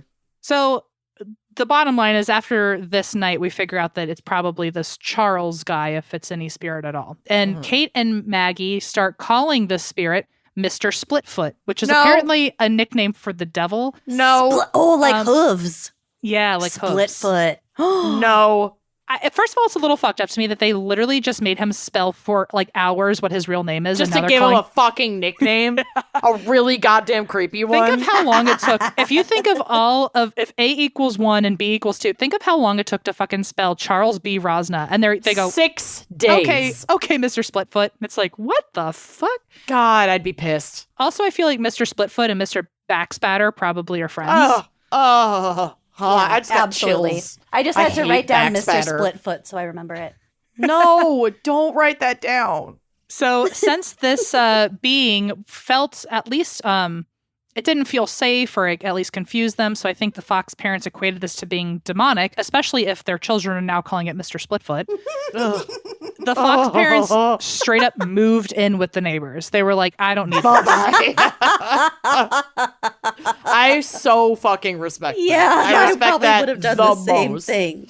And I guess at some point they must have had a conversation with the neighbors, but they were like, you can come, but your whole family can't possibly all fit here physically. Mm-hmm. So they sent their children away. They were like, we'll move in with the neighbors and let's separate the entire family. It's better than being here. Where'd the girls go? So Maggie ends up getting sent to her brother David, and Kate gets sent to their sister Leah. So they literally got Parent Trap separated too. You'd think they would maybe they both had a little necklace or something. Oh God. I'll lock it. I'll lock it. But so yeah, one sister has been sent to one house, the other sister's been sent to the other house, and the parents are at the neighbors. But the noises did not stay at home. They followed the two girls as they always do. I know. They always do. And I guess the one who was staying with the son, David, even he was like, I tap out very quickly to this. I don't want it. And so Maggie ended up moving in with Leah, which is where the sister Kate also had moved to. So now the two sisters are living with Leah. Okay. So the parents have abandoned their children, and the brother abandoned their sisters. They were like, you know what, Leah, you can handle this, girl. You creepy little fucks, get out of here. Yeah. And so while they're staying with their older sister, Leah, it's now Leah, Maggie, and Kate, just to keep up with the names. And they were introduced to people in town named Amy and Isaac Post. And they were this radical Quaker couple who were very curious about the girls' abilities. So this couple invites the girls to their home to demonstrate what they're capable of and are immediately convinced that these gifts are real and true and spooky. Quakers love a buck, though. Honestly, they sure, that remember that for the end of the story, maybe. Oh, no. So the Posts, this couple called the Posts, they helped spread the word about the Fox sisters after they saw what they were capable of. And pretty soon it felt like the entire state of New York knew about the Fox sisters. Okay. So they were kind of like local celebrities, and they started renting out these venues. They rented out actually the largest hall in Rochester for a demonstration, and over 400 people came to hear the girls talk with the rappings and these spirits. Ugh. So this demonstration happened this is a big date to remember, folks. So this demonstration happened, largest hall in Rochester, and it happened on November 14th, 1849. And this is important because this demonstration is credited as the beginning of spiritualism. Like Wow. the entire movement. Dang. Which means the Fox sisters are responsible for spiritualism. Which, can you imagine being 11 and you're responsible for an entire movement that still exists in the 21st or 90th century, depending on who you're talking to in this episode? I haven't left my house in a while. This is the beginning of spiritualism. It eventually very quickly takes the US and Europe by storm. And because they are blowing up very quickly, their older sister Leah decides that she's just going to become their manager. And she moves them to a new place. She sets up this business and immediately starts selling their services to people where you could pay $1 for a short seance with the girls. Which, hey, I gotta that's say, steep at the time. It's good money. It's good money. I wonder what $1 was worth in 1848. Oh, 1849. God. Time money converter. Let's go. Are you doing it? I'm on it. Okay. Okay, $1, 1849. Going quickly US into dollar? 1850. Yes. Yeah, Okay, US in dollar. 1849. This is Kenyon's second favorite website. Is Purchase Time Money item. Converter. I'm so upset then that I should have been making her proud with this information. She's never going to already done listen for to me. this My episode. God, it says it can't calculate. That's What? like how long ago it was. I feel like 1849. $1 probably wasn't that different. Like, I feel like they're really maybe $5. I feel like it's still not enough to sell your sisters, Yeah. Well, let's just say it's $50. I would have paid $50. Yeah, this is crazy. I'm going to try a different calculator. And I would have also absolutely done this. I mean, if I were an older sister and saw that, my sisters could offer a service that no one had ever heard of before. This was groundbreaking, that like you could talk to the afterlife. There is an afterlife. This is probably the closest thing to proof they'd ever gotten that there's an afterlife. It's exciting. Mm-hmm. Yeah, I can understand the allure. I understand exploiting minors is not good, but Well, I also understand in the 1850s and it's your little sister, Wow. Okay. Google says, I literally Googled what was $1 worth in 1849. This says the value of $1 from 1849 to 2022. In 1849, $1 is equivalent in purchasing power to about $38.46 today. Oh, So I that's would substantial. absolutely sell my sister for that. yeah, yes. it makes sense now. Yep. So anyway, that was the plan. She was like, we're going to do $1 for a short seance and That's like people's 40 lives are bucks going a to be pop. Let's go. people's lives are going to be changed. Also, and I'm not trying to like defend her actions. I'm just also saying if I were like an older sister with like kids who were pulling something off that hadn't been done before, it was a cash cow, and I'd be like, and I had to take care of them all of a sudden. Yep. I'd be like, oh, well, you're Earn just your keep. helping. Yeah, I would have found some way to justify it, I'm sure. So Oh my God. Justify away. this became obviously a massive success. Again, nobody else is doing this yet, so it is just groundbreaking. And soon they were regularly performing for packed theaters through New York and New England. Ugh, us too, am I right? I know. It's like we're hearing our own story told in a different era. Hot know why Santas don't- across the country. All of a we sudden, don't I'm charge just Moira $1. Rose. No, we do not. But we do charge about the equivalent of $38. So it's like actually kind of accurate. Maybe we should just recreate their act. If let's just see if we can do it. Yeah, their business model is solid, so let's fucking do it. I will say we should probably all at least try to do a live show together someday at the largest hall in Rochester, where the beginning of spiritualism began. Yeah. I think maybe we're speaking this into existence now. Mm-hmm. We're manifesting. Okay, that would be amazing. Y'all heard it here first. We're ectoplasming this. Poor Christy and Kenyon are like, what is going on? So, when we leave, when the moms are away, the cats will play. Listen, the child-free will play. If you want to have a baby, that's fine, but don't be surprised when the people without babies came up with ideas, okay? Yeah, move on. And they are incredible ideas, and I support them 1,000%. We had time to get distracted while you guys were actually busy taking care of lives, so, Yeah, it's their fault. Us. Yeah, it's their fault. You did this to yourselves. So there's an essay in the Paris Review that I want to give a quote about. It says, about spiritualism, it marked a shift in popular attitudes toward the paranormal. And this is spiritualism and the Fox sisters, that they marked a shift in popular attitudes towards the paranormal. 200 years earlier, a couple of adolescent females who claimed to be in conversations with the dead may well have been burned alive as witches, but in the mid-19th century, they became show business celebrities. Mm-hmm. So interesting how time can change quite a lot of things. Mm-hmm. More than just the value of $1. Right, exactly. Witches 200 years before that were probably like, are you fucking kidding me? Like, I didn't even do anything. I was just eating an apple one day and someone thought I looked at them the wrong way and now I'm getting burned at a fucking stake. Yeah, but now all these people... now you're raking it in. Yeah, exactly. I do wonder pissed. if you could time travel. I don't even know if I would want to tell witches. Mm-hmm. I don't know if I'd want to tell them like, it would hurt their feeling. I don't know. Yeah, it's too hard. I would personally just say, be upset. Test your wheat for ergot. Yeah, because that's all this boils down to. Mm-hmm. Wink, wink, nudge, nudge, wink, wink, nudge. Mm-hmm. Yeah, I think that's a great way to put it. And they'll be like, "How did you know this? You're a witch," and then I'll be burned. Kill you. Yeah. I do wonder. I would be like, how do I let them know easily without crushing them that like it does get better, but also they're not part of that experience? Like Also, like your whole aesthetic is going to be really popular someday. Yeah, you just won't get to experience the benefits of that. No. Bye. Yeah.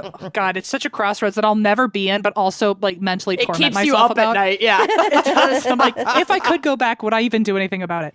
Okay, so spiritualism is now taking shape as an actual school of religious and social thought, and it emphasized, for anyone who is new to spiritualism or just wants a quick recap 101, it emphasizes the continuity of consciousness after the transition of death and the possibility of communication between those living on Earth and those who have made the transition, which I guess if that's the definition, I can officially say I just fall into that category. Yeah, so that's a very beautiful way of saying we're gonna try to talk to the dead, buckle up. Yeah, it's like I believe in the afterlife, and that's my only tenet I've figured out so far. Right. Spiritualism was also associated with reform movements of the time, such as abolition and women's suffrage, which, hey. And this is likely due to the fact that spiritualism's first supporters were radical Quakers like the Posts. Spiritualism attracted big followers, including Thomas Edison, anti-slavery activist William Lloyd Garrison, and many prominent women and women's rights activists. So the Lincolns. Mary Todd and old Abe were big into spiritualism. Mary Todd and the other one. That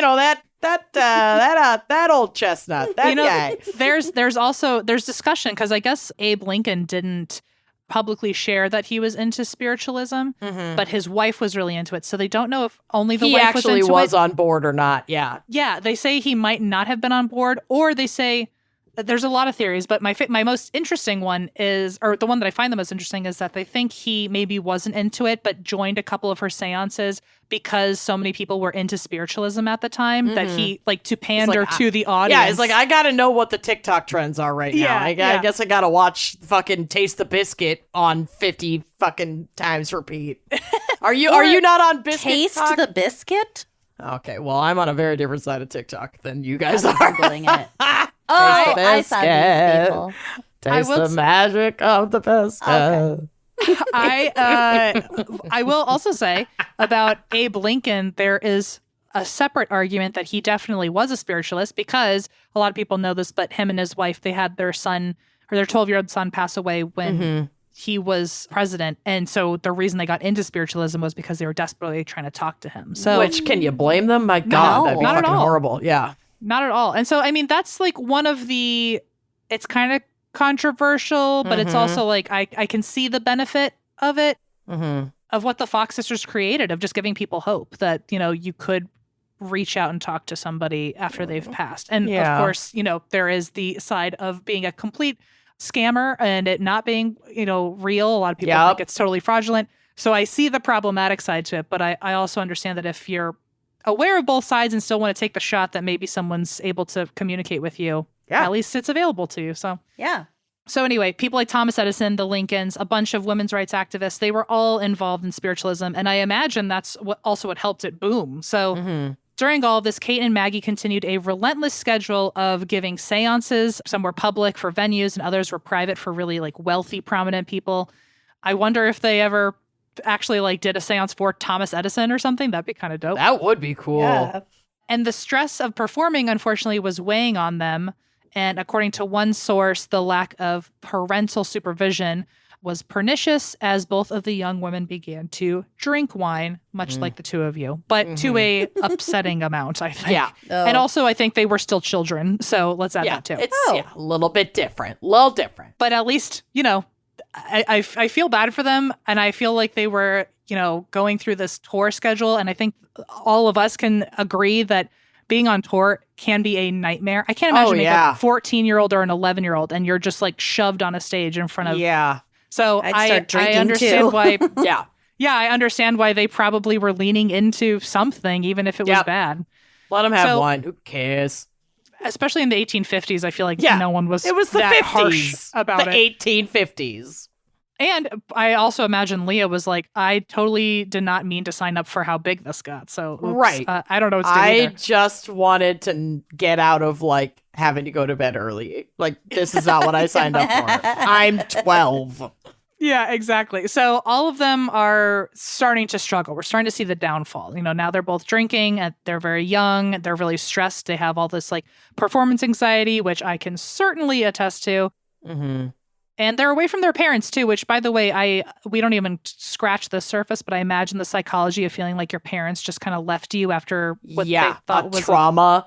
A trauma. Yeah, abandonment issues for sure. Yeah, they've got something going on for sure. So on top of all of that, their act is now, because I said no one was doing this before, but now that people know that this is an industry, they are attracting a lot of imitators and competitors. So now they also have the stress of like having to compete with other people in their field. So, and they're fucking 10 or so, you know.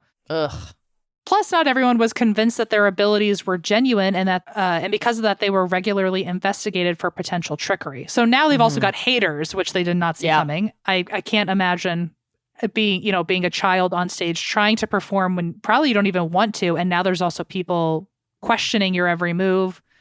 So just a lot of stress. They're going through it. And from the beginning, there had been skepticism of the Fox sisters act. Some noted how odd it was that so many famous ghosts were appearing at their public seances, which is a great point.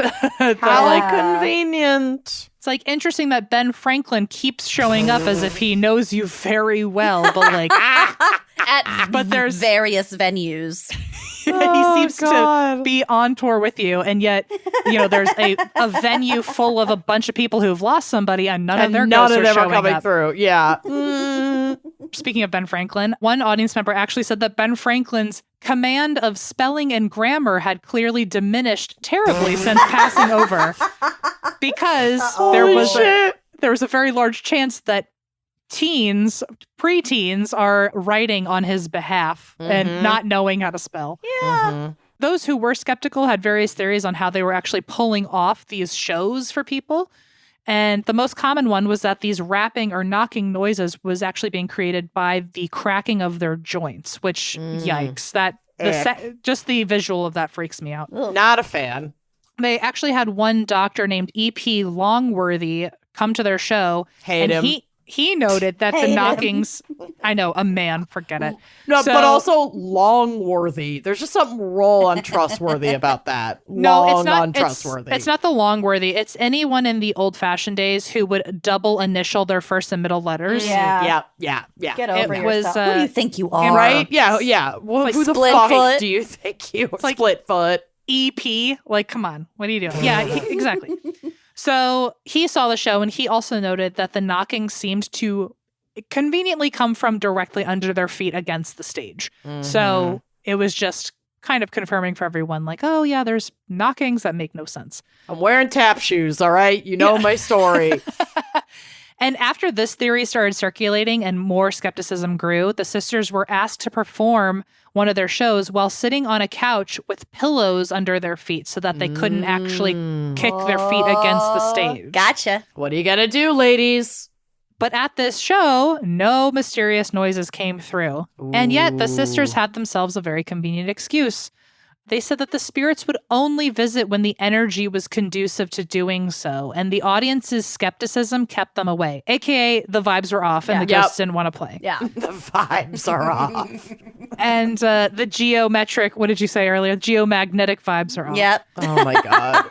So in 1857, this is very similar to your, there's a contest that ended in 2015 of $1 million. Uh-huh. In 1857, the Boston Courier advertised a contest with a prize of $500 to any medium who could demonstrate a genuine paranormal ability to a committee of scientific experts that they had put together. So exactly the same thing.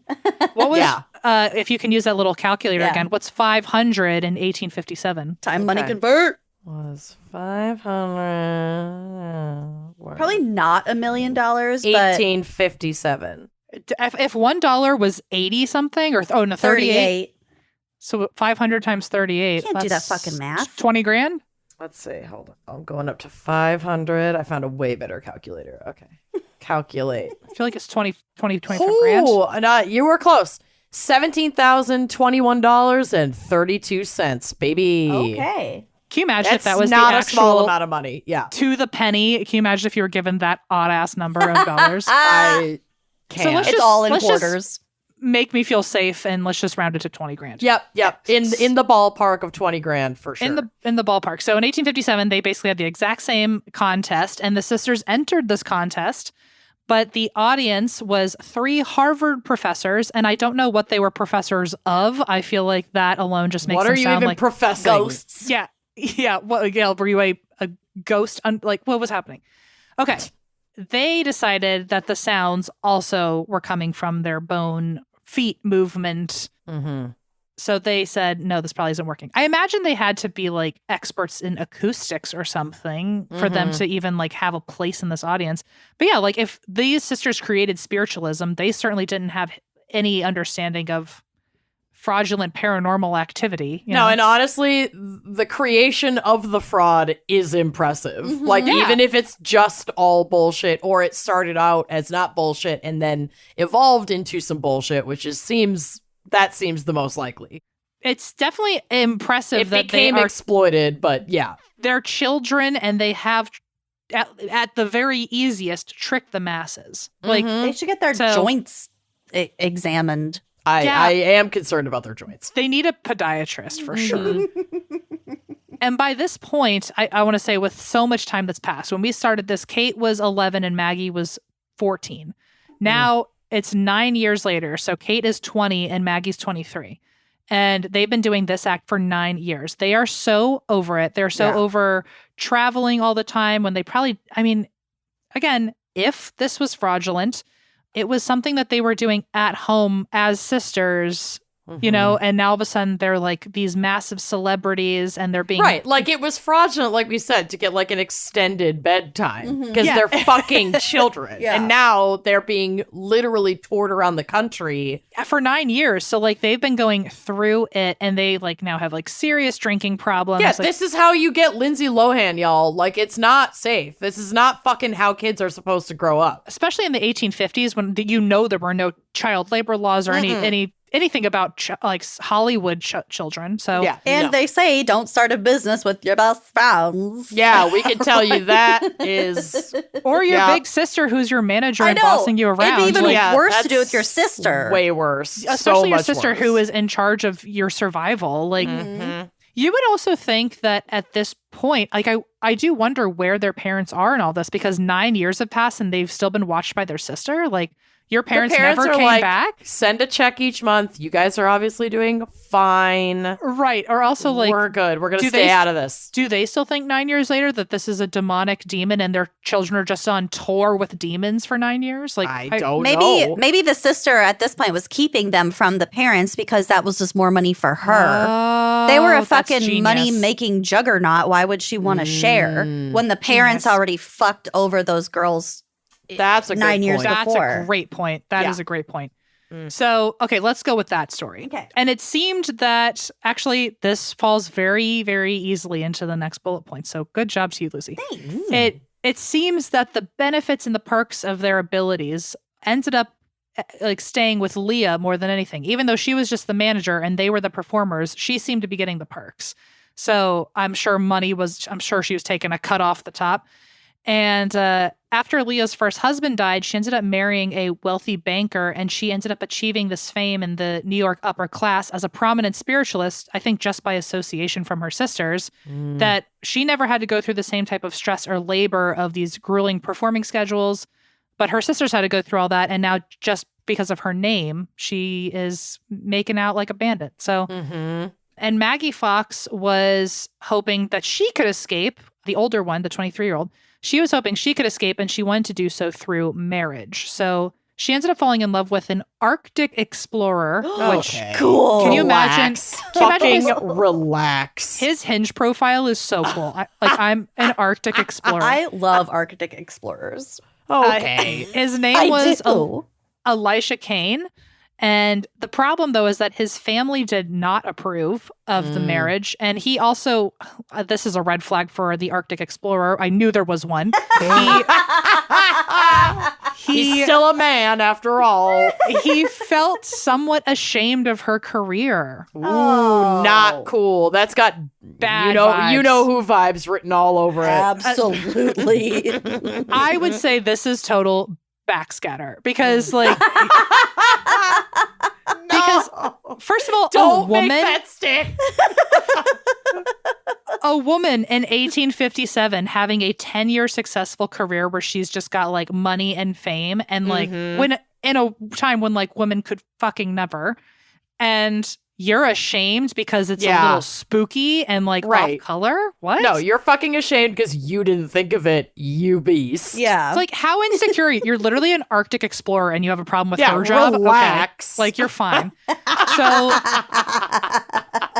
well, Okay, I guess guy. we could psychologically analyze what Maggie was up to, but she And Will, let's do it. Just kidding. we could. Okay, sure. I was going to say, nevertheless, they ended up getting married anyway, but I do wonder why she was okay with that red flag. And maybe it's because she was just seeking something that her parents obviously never offered her. I So- think women Well, were and- expected to settle these days. And also, she's been on the road in this like grueling lifestyle. True. Her whole life. She's probably like, okay, I'll overlook this guy being a little bit of a douche nose because I'm ready to just fucking settle it Also, down. that's a great point. I also wonder if maybe because she was so over the job, him not being into it was attractive. Was almost yeah. She I was can see like, "You're that. right. This is bullshit. Time to go. Like, Yep. you get me. Okay, okay. We got there. So they ended up getting, quote, married in an unofficial ceremony before one of his expeditions.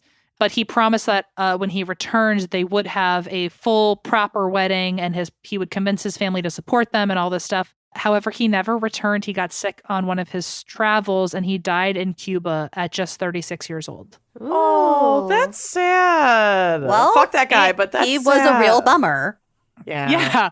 And despite them promising they were going to become officially married, and they were just unofficially married, his family refused to let her even come to the funeral. Fuck and that. they rejected her her claim to any share of his estate. That's shitty. That's really shitty. That's rough. She should have said, I need the ring before you go. Yep. I need it now. Yeah. But then again, like, wow, talk about some shitty family stuff. That's awful. And imagine also, like, if we're really going to keep going into the psychology of this, I imagine she already wasn't, quote, wanted or loved enough to be taken by her own parents, and now these parents don't want her. I'm sure that tripped her up in some way. There's a lot of trauma abandonment happening in this family. She's got a lot going on, poor Maggie. So devastated, she ends up resigning herself back into a life of work as a medium. And I guess it's just because it was at least something she knew. Yeah, I mean, it's not like she was waiting tables. Like, she doesn't have any other transferable skills. And just like how Lucy said that this was a time where like women had to settle for a man or had to get married. But like, now the guy she wanted to be with was dead. She didn't have she's supposed to support herself if she can't find someone to support her. So it makes sense that she just needed the money. So she went back to what she knew. And as for Kate, in 1871, Kate succeeded in trying to ease her own schedule. Basically, what she did was she found a wealthy banker. That's what's up. And it's one way to ease your schedule. Yeah, it's like you just pay for everything now. I don't think they were married. I think it was just like a client of hers that really liked her or something. And he paid for her to go on a trip to Europe. And she ended up. This is ideal. He didn't even go with her. It was just like, are you fucking kidding? Where is the the eccentric whining crime billionaire who is just going to send me to like Greece and not come? And not come with you. Just like, you have a good time by yourself. Oh, just invite 6 of your closest friends. It's fine. I'll be here when you get home. I'm tearing up thinking about what a gift that would be. Such a gift. Yeah, she eventually, I guess, kind of made it more in the shade than Maggie did. So I don't know if it was like he paid for it or by paying for so many shows or services. Maybe that's how she was able to do it. But somehow this elusive wealthy banker, like a ship in the night, just handed her enough money that she could get to Europe. Ugh. And she ended up staying there for a while and did seances for very prominent people over there. And when she was in London, she actually met a barrister, a legal scholar, and a spiritualist. And his name was H.D., another double initial. Yikes. Oh, this was one person? Oh, yeah. It was not like the beginning of a joke. 3 different... a barrister, a legal scholar, and a spiritualist walk into a bar. Well, they all at once became one person, and his name is H.D. Jenkin. Okay. And the two of them ended up getting married in 1872. Oh, she found love again. Well, this is Kate. Kate found love, I think, for the first time. Got it. Yeah. Magic ones. And Maggie is still hurting for her Arctic explorer who never returned. Oh, God. So Kate marries this trifecta, this triple threat, H.D. Jenkin. And they had 2 sons together before he passed away only like 9 years later. God, our life, especially for men, the life expectancy was 0. It was subpar. Just like not even cutting it if they tried. I mean, it makes it seem like, was it really even that big of a deal to get married? Because it doesn't seem like that long of a commitment. Like, if you need to get married so they can take care of you, but they can't take care of themselves? I mean, like baking a cake takes longer than waiting out your husband's death. Listen, I will wait it out, honey. I will wait it out. Also, have you ever made a cake? They take forever. Ever. And they really often don't turn out. No. So nope. It's all risky. It's all risky. So now the year is 1881, and the 2 sisters are both widows, and Maggie eventually joins Kate in Europe. Now they're living together, both still heavily drinking. Yikes. And a few years later, in 1888, this is when their sister Leah, I guess, just shows up out of the fucking ethos. Like, where I'm here. Like, not the ethos, the ether. What the fuck's wrong with me? It's all fine. But okay, she shows up, and her and a bunch of other now like relatively famous spiritualists all get together and confront Kate and Maggie about their drinking and do an intervention. Ooh. They also accused Kate of being unable to care for her children, and Leah even tried to have Kate arrested for neglect. Okay. Which, like, the irony is palpable. Like, yeah, you dumped off this whole family. Yeah. Or even like Leah was their manager who first of all probably handed them their first drinks and was right. But not so. No, we're not blaming her. But the irony is real that you were the one who dragged these children all the way into their early adulthood. Yeah, you did all these things to just give them. Probably exploited them for money. Exactly, but you're going to also now say that this one's an unfit mother. What? Well, now I'm gonna take your children away. That is fucked up. Outraged, the two of them, at Leah for once again trying to control their lives. Fair enough, by the way. I know that they are in a dark place and need help and people are trying to reach out. But it's not that far of a leap to me to understand why they were mad at Leah for thinking that she was being helpful when she was the one that I'm sure they blamed in some capacity for them getting there. So outraged at her, they end up deciding to make a very big decision against Leah and against themselves. They were willing to sacrifice themselves to get back at her. So Maggie and Kate decide after this intervention that they are going to travel to New York City and accept a speaking fee of $1,500 for exposing their methods that they did all through their 9-year tour. Incredible. And what year did they do this? 72? Thank you. And it was in 88. 88. Okay. 1888. I'm on it. You continue. So they traveled to New York, paid $1,500, which was how much a minute? $1,500. $46,763.84. Damn, girl. Okay, so a round up to 50 grand. Is that fair to say? Yep. We're in the ballpark of 50 grand. Yep. So Maggie gives the talk. I guess Kate was not feeling it. And so Maggie gives the talk while Kate is in the audience. And this happens on October 21st, 1888 at the New York Academy of Music. And it's in front of over 2,000 people. And Maggie gives a detailed explanation of the Fox sisters and their phony ways.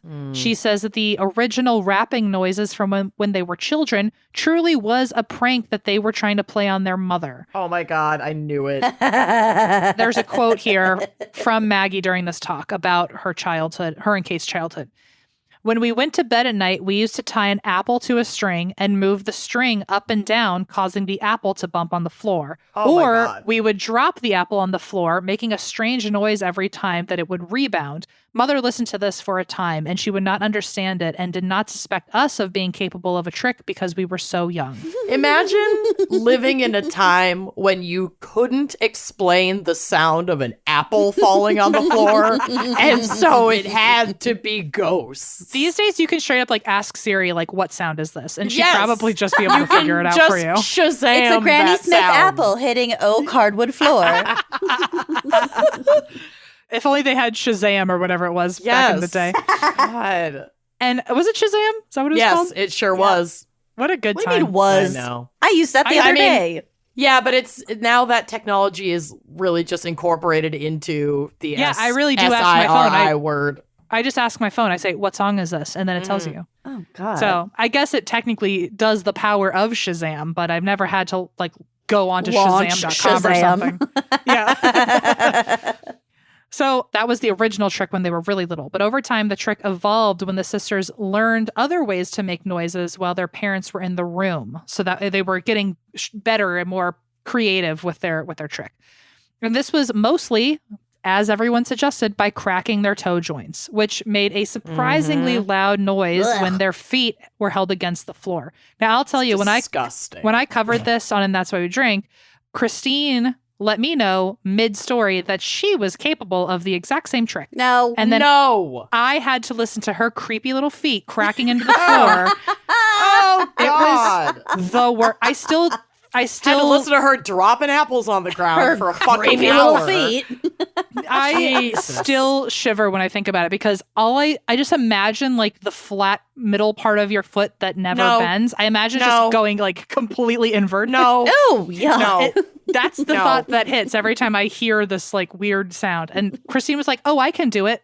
Here, listen." And then I had to Absolutely not. Christine, love you, girl, but Your feet are fucking whack. So socks and shoes on at all times. I am not having it. anyway, she confirmed that this was the toe joint cracking. And Maggie actually showed in the middle of the speech that she's still capable of it and cracked her toes on the stage. And the sound was loud enough to be heard across an entire packed theater. Oh my God. Of over 2,000 people.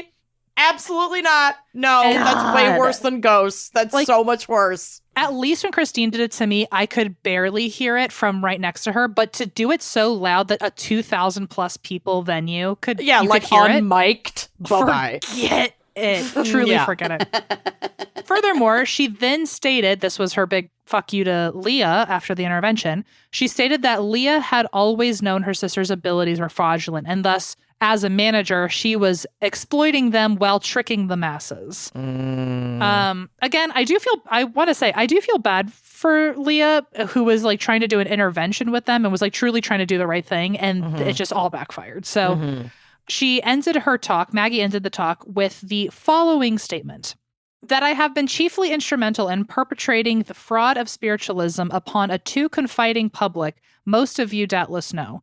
The greatest sorrow in my life has been that this is true, and though it has come late in my day, I am now prepared to tell the truth, the whole truth and nothing but the truth, so help me God. I am here tonight as one of the founders of spiritualism. What a fucking flex, okay? Yeah. I come here tonight as one of the founders of spiritualism to denounce it as an absolute falsehood from beginning to end, as the flimsiest of superstitions, the most wicked blasphemy known to the world. So this is something my girlfriend would use against me next time I ask her if ghosts Just are real. because she faked it doesn't mean it's all fake. She'd be like, the founder of spiritualism says that I'm right and you're wrong. Anyway, that was her big quote of like completely denouncing spiritualism. Kate, the other sister, also gave a statement declaring, quote, I regard spiritualism as one of the greatest curses that the world has ever known. Ooh. That's a lot. And this talk obviously became like huge news and produced this sense of schadenfreude amongst those who always thought that they were frauds, and now they're being proven correct. Allison. Which like, Alice, exactly. I'm like trying to like not say this too loud because she's in the other room and she'll start cackling. Allison! But it didn't do much to dissuade any actual spiritualists, like the three of us, from believing in the movement. In fact, a lot of them used the fact that Maggie was paid so much money for the talk as proof that she was just lying or trying to smear Leah's name after the intervention. And quickly, Kate and Maggie, here's the real twist, so I hope Allison's really listening now. Ooh, here we go. Allison! Quickly, Kate and Maggie, after this talk and after all the hullabaloo afterwards, they realized that they had made a huge mistake turning against the spiritualists. Ooh. So there's a lot of back and forth here, which makes it a very messy story. But they realized like this community was the community that was supporting them for so long. And it had now become a very significant community. By the end of the 19th century, spiritualism had an estimated over 8 million followers in the US and UK. Damn. And so now the fact that they just turned their backs on that and 8 million people watch their founders say no. I mean, that's got to be... After just giving them money, like hand over fist for years. Yeah, they're saying it's all bullshit, but they're also not going to offer any repair or to give any of that money back. Can you imagine if TikTok were around then and like 8 million people coming on with their opinions about cancellation would be... hard. Insane. Swift. It's very swift. I imagine the taverns of that time and in that week were crazy. People probably did not shut up about the Fox Can sisters. you imagine the post-spiritualist tavern gossip? It's all I ever wanted. That's all I want. See, that's the thing that should keep me up at night. Like if I could go back in time, what era would I want to sit in a tavern as a fly on the wall and just listen to people say? I mean, if you could go back in time, one could argue you could visit many eras of tavern gossip. Now that's a great point, and I'm going to with your platonic wife Amanda Jacobson by your side. Please, I get it. If I get only a a +1 and no others. Yeah, if you fucking figure out time travel and I'm not your +1, we're gonna have a problem. I think I'm gonna have to swap a few people out so everyone gets a chance, but one of them certainly will never be Allison because she does not deserve this after all of the hate. Honestly, she doesn't. I know it. So there's at least one person completely scratched off the list. So you've climbed the ranks. I feel bad for Allison all of a sudden. She'll shake it off. Don't let us break up. She's fine. She'll bounce back. So the sisters actually attempted to fully recant their statements and say, like, it was all true. Like, how do you come back from that? You're so damning to say, I faked it on stage, and also here's my live in-person demonstration of it for 2,000 people to see. And now also, oops, I didn't mean it. Oh my God. But also remember that they're renouncing this in a time of very slow to spread like information and media. I guess so. That's true. Yeah, but they were way popular. Like they were, even if it was just with newspapers, that's still like the next day news. I just feel like you could let the dust settle on this a little bit and come back and like bring it back. That's fair. I would love to have known one of their ancestors who's like, well, my grandpa was in the theater that night and he says he heard it and saw her feet. Like, I feel like there could have been some like playground, bullying arguments about it. Yeah. So anyway, they tried really hard to recant their statements and come back to work as a medium or as mediums. But I mean, the damage was done. You can't come back from that. So they ended up having some smaller clientele still, I guess, who doubled down or whatever and supported them. But they never were able to sell out theaters again. And they stayed in New York, fell into obscurity, which is my worst nightmare. And they gray gardened. I'm right there with you. Late 1892 and early 1893, both sisters ended up dying. I think at least Maggie was from alcoholism, I think, but I'm not too sure.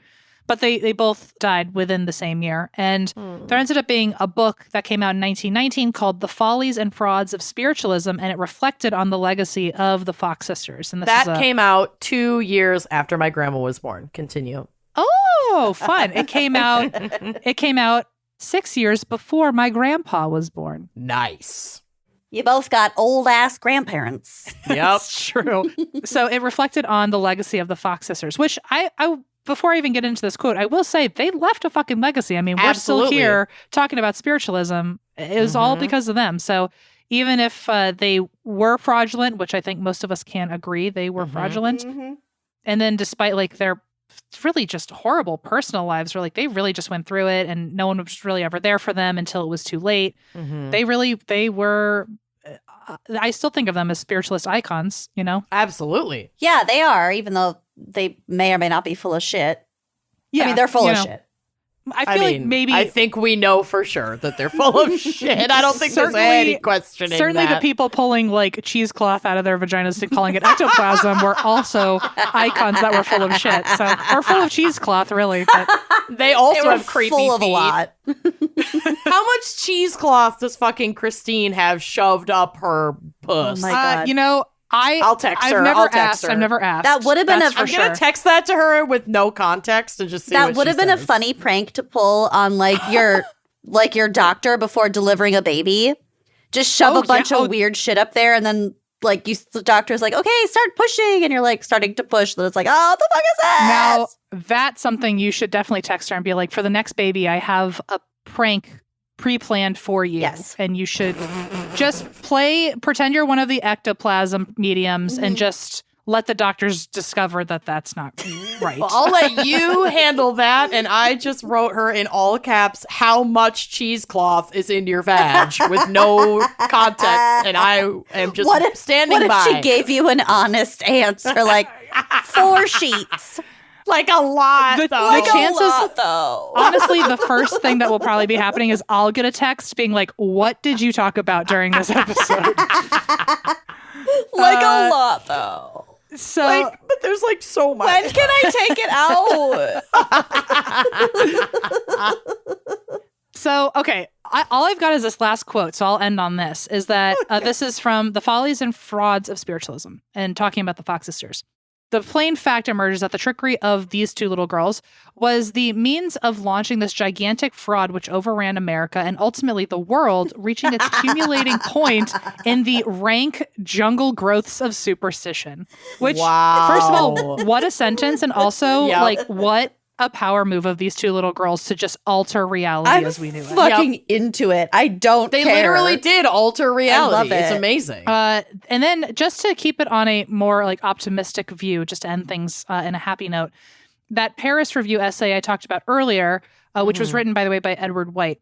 This is a quote about them, that Maggie, especially Maggie in particular, had in a curious way been an accidental pioneer. 20 years before vaudeville began to give female entertainers a new standing in American pop culture, she and her sisters had trod out a path along which dozens of other female spiritualists followed, many gaining financial independence, social standing, and an outlet for their talents, personalities, and ambitions.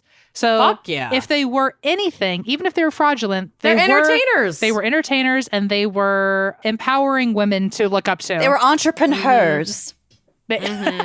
Yes, They were. Yes, they were. So anyway, that is the Fox sisters. I love it. Amazing. Oh my God. Congratulations to you for getting through all of that information. Well, I'm sorry that we punted you like the longest case in the world. No, too. I- Our bad. No, you really, honestly, all of us lucked out because it was a case I already know so well. So I love it. actually I love that honest- it was a case you know so well. I Because do you could too. answer our spontaneous questions and give a little more insight. We could speculate a little bit more wildly. Yeah, I no, love it. I liked it a lot, and I also it does feel like now if there was ever a pub trivia about the Fox sisters, I'd be a fool to not immediately win. Oh my So, God. Yeah, you're all in. Yeah, I feel like at this point Amazing. I've mastered the topic. So thank you for giving me my third try at it. And truly, let me give a shout out again. What was your researcher's name? Celia. Celia. Beyond nailed it. It was just so good. Thanks, Celia. Yes, and thank you, Em, for doing that so well. Oh, thank you. Thank you. And let's hear a quick word from our sponsors, and then I will do less thorough research for you. Okay, perfect. Think back to some of the best weddings you've ever been to. There's always like something weird that happens. There's like an awkward grandma dancing, or like Someone getting thrown out. or like your Looking at you, Dave and Anna. your 18-year-old cousin smokes her first cigar and then has to like go puke in the bushes. Cigar cousin. Cigar cousin. Something like that. Maybe not her best wedding, but maybe one not. of mine. But definitely your best wedding. There's truly personal. There's so many moments that aren't just like walking down the aisle and the first dance and the blah, blah, blah. That's not even like the stuff that you really ever remember. That's not the good stuff. It's all the rest of it. So whatever kind of wedding you want, there is one place to start, and that is Zola. Oh my gosh, Zola has everything you need. I am newly engaged. I have ADHD. Zola is everything. It's all in one place. I'm talking amazing venues and local caterers and florists and photographers. Like, you can find vendors and all kinds of detail-oriented stuff that you need for your wedding all on one website. They also offer stunning save the dates and invites that you can customize to make them perfect for you. I got the second or third of our free sample for our invites, and we just finalized all the font. And I am so excited to send them out. They are gorgeous. Your And Zola website is also- amazing. Oh, my website's incredible. I felt like an IT guru genius when I built it. And they also just make things like gathering your guests' addresses, all the RSVP, all that stuff. They make that so easy. Having that free wedding website, that is a must, because let me tell you, before your invites even go out, people have questions, okay? They have questions. They have lots of them. So if you don't want your entire family blowing up your phone, get your free wedding website from Zola. I have an FAQ page on mine that answers some of their questions. I have lodging recommendations. I have travel recommendations. Anything that they could text or call me about, I'm it's on the website. You do not need to ask me any questions. I've already booked my room. Yeah, there you go. And let's not forget the best part, building your wedding registry. So, yeah, I have been building mine, and honestly, I keep adding stuff to it because I can't stop. They're so great. They have everything. I have some of the fancy kitchen appliances. You know, you got to get your KitchenAid mixer. But like the cash funds? Oh, yeah. Hi. You can fund your honeymoon. That's what you really want. That's what you really want. There's no right way to get married, but there is only one place to start. Whatever your style or budget, Zola has thought of everything. Start planning the wedding you want at Zola.com. That's ZOLA.com. Treat your nuptials. Treat them. One of the most exciting things that came about for me this year was discovering Thrive Cosmetics. Turns out I'm like way behind everybody else on this train because these products are amazing. These are high performance beauty and skincare products made with clean, skin loving ingredients. I am wearing the Thrive Cosmetics mascara right now as we speak.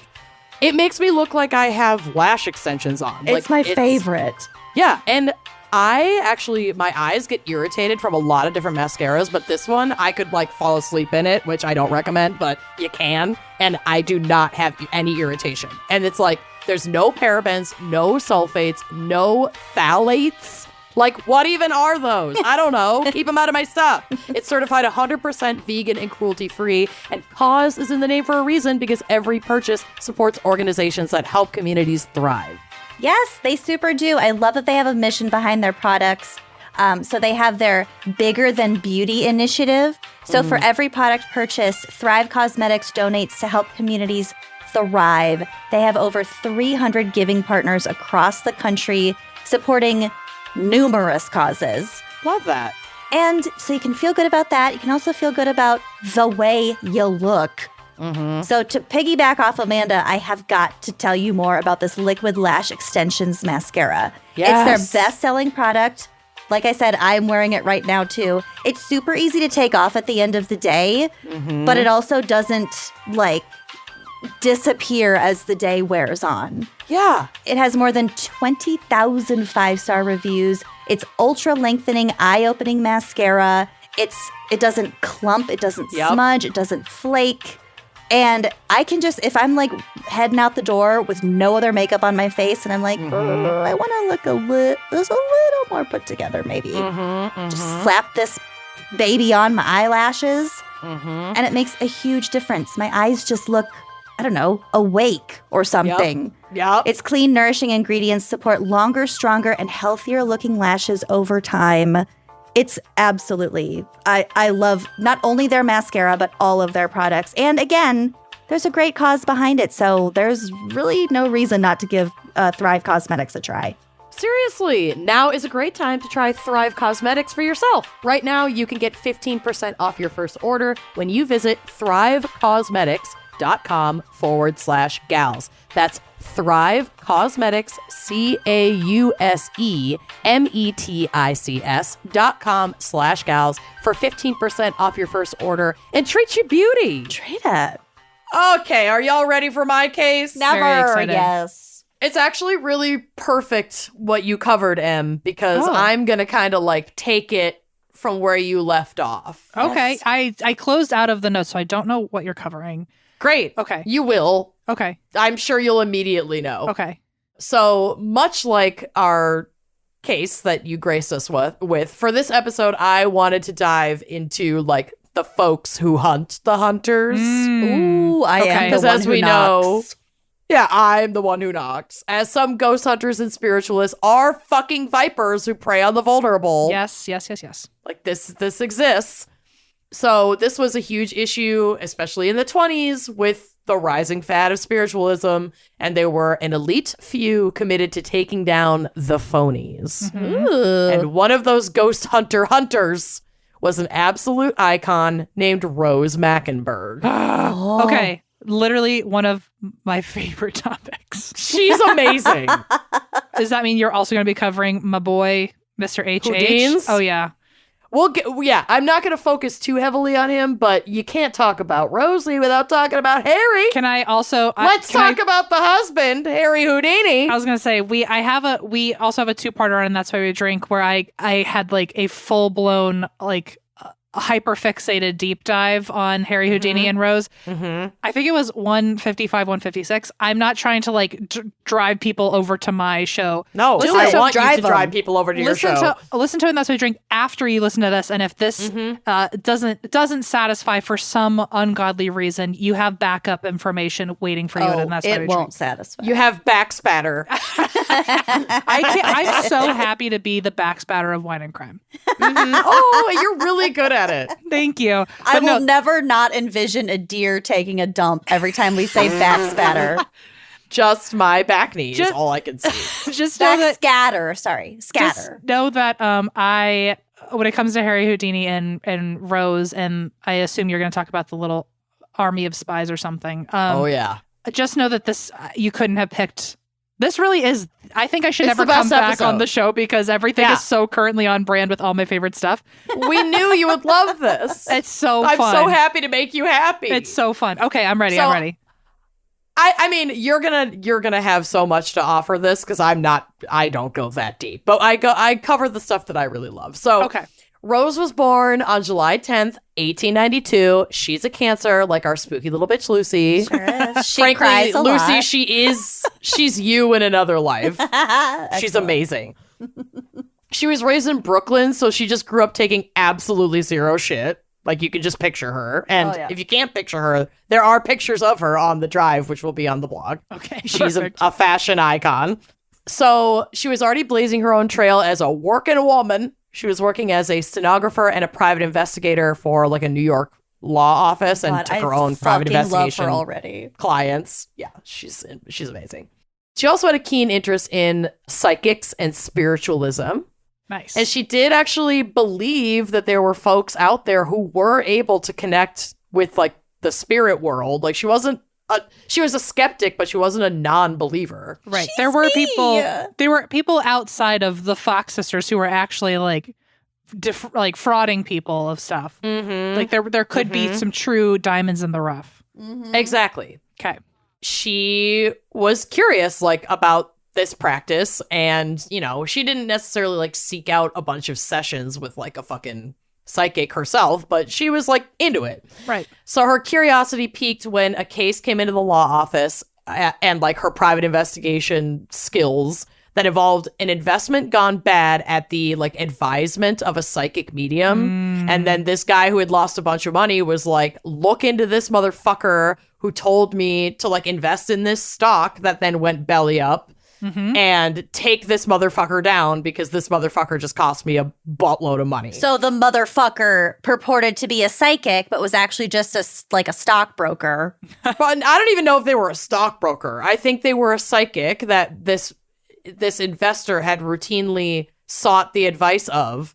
And despite knowing nothing of the stock market, was like, oh, I see Bitcoin in your future. I was going to say, this feels like some crypto guy who's like, GameStop. In GameStop, yeah. It's someone involved in like NFTs who's like, you don't even know how big this is going to get. You need to like really dip your toes in it now. Yeah, okay. Yeah, and then it fucking went in the opposite direction, and this investor is pissed and is like, well, this medium must be a fucking phony. I want you to suss them out. Mm-hmm. So this stuck out to Rose as being a bunch of bullshit. So she was ready to like knock it out of the park, and B, right in that realm of interest that she already had in psychics and spiritualism. Mm-hmm. So at the same time that this case came across her desk, her special friend, Harry Houdini, ever heard of him? That man.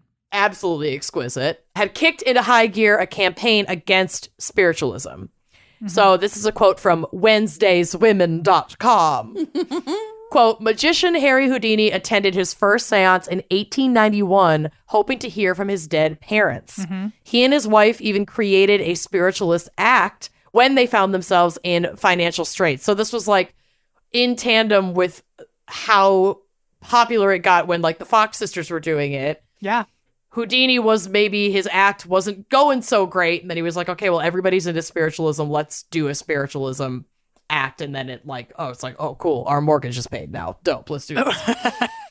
But Houdini dissolved the act as he saw people's grief and vulnerability, believing they were in touch with their dearly beloved. Mm-hmm. So at this point, Houdini had kind of deviated from like his regular programming, his regular act, his escaping from a fish tank in a straitjacket to recreate and disprove like swindler tactics that had become popular in the spiritualism community. It's kind of like Penn and Teller's bullshit. Yes.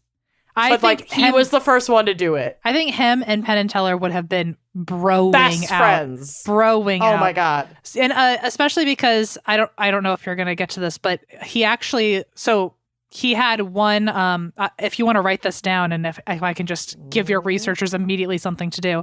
Let's go. Excuse me. Her name is Marjorie Crandon, and it was his are you going to mention Marjorie Crandon? Let me see. Nope. Okay, so this is Houdini's arch nemesis of mediums. And like one of the reasons that he ended up putting out this whole show where he was trying to like disprove mediums, he was calling her out publicly on stage, being like, Marjorie Crandon, if you are a real medium, come up here and do what I just did. But for real. Like he was like, had to be the hottest gossip of the time. So like, oh yeah, talk about fucking tavern goss. Yeah, if you want to like really go back into this later, if you want to look up Houdini versus Marjorie Crandon, like it was bananas. I'm fucking here for that rivalry. Perfect. So he is like, now his show basically, at least for this stretch of time, consists of him on this crusade to expose spiritualists as frauds. Yes. So Rose was like, H-Dog, I need your help with this case. And he was like, Rosie, I'm here for it. Let's fucking go. So as the two started to work together, Houdini recognized Rosie's analytical mind and quick wit. So after this first investigation where she sought out his counsel and like his expertise, he was like, you're hired. Let's go. So he hired her as an undercover investigator in his like special ops fucking team that he put together to debunk spiritualism. It's so she true. worked, she's amazing. So she worked alongside other lady spiritualism spies, including Houdini's own niece, Julia Sawyer, a former magician's assistant, Alberta Chapman, and then his team was also made up of these 3 women and 3 men, Clifford Eddy Jr., Robert Geisel, and Amadea Vacha. Wow. And this is what they would do. Yeah. So Houdini was on a nationwide tour already around this time. So he would send his team to a city that he'd be performing in like a week or so before he arrived. And the team would look into the local spiritualist scene and attend seances, have their cards read. Literally exactly what Blortney, Kenyon, Scott, and I do every time we visit Lucy in Des Moines. Like, go to the local witch shop. And like also, They're by the probably way, having a seance. Oh my God. I was going to say they get to expense the greatest All trip of it. every time. It's the dream job. It is, yeah. Can you? I would love to be told like, oh, here's this amount of money. I need you to go to every medium in town and just party it up. And also make sure you book your stay at this like historically haunted hotel and debunk all of those Exactly. And also like things too. buy wine on the company card. Right. Exactly. This is a quote from the New York Times. Quote, by her count, Mackenberg investigated more than 300 psychics and seers in the 2 years that she worked for Houdini and many, many more after that. In a career that lasted decades and led her to testify before Congress, which we'll get to, she proved to be quick-witted, adept with disguises, and unblinkingly skeptical. Oh, Speaking to a reporter... I love her. I know. You are her. I really wish that we were spending more time on her disguises. I know. Oh, we'll get to some of her disguises because the names of her disguises are amazing. Okay.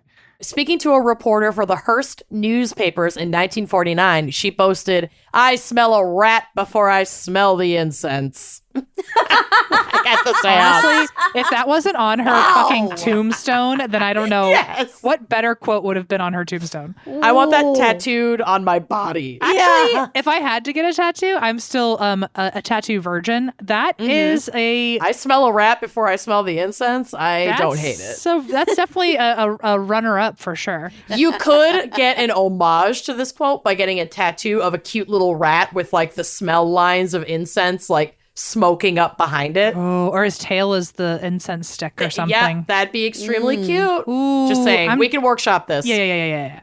Yeah, I got you. We'll continue to discuss this after the call. Okay. At your honeymoon. at my honeymoon that you're also invited to. So there Thank go. you. Your honeymoon with M. Yes. Oh, right. Then of course I'm invited because it's Yes. our honeymoon. We just kissed. It's fine. So, In okay. another world, Amanda, you and me. Yeah.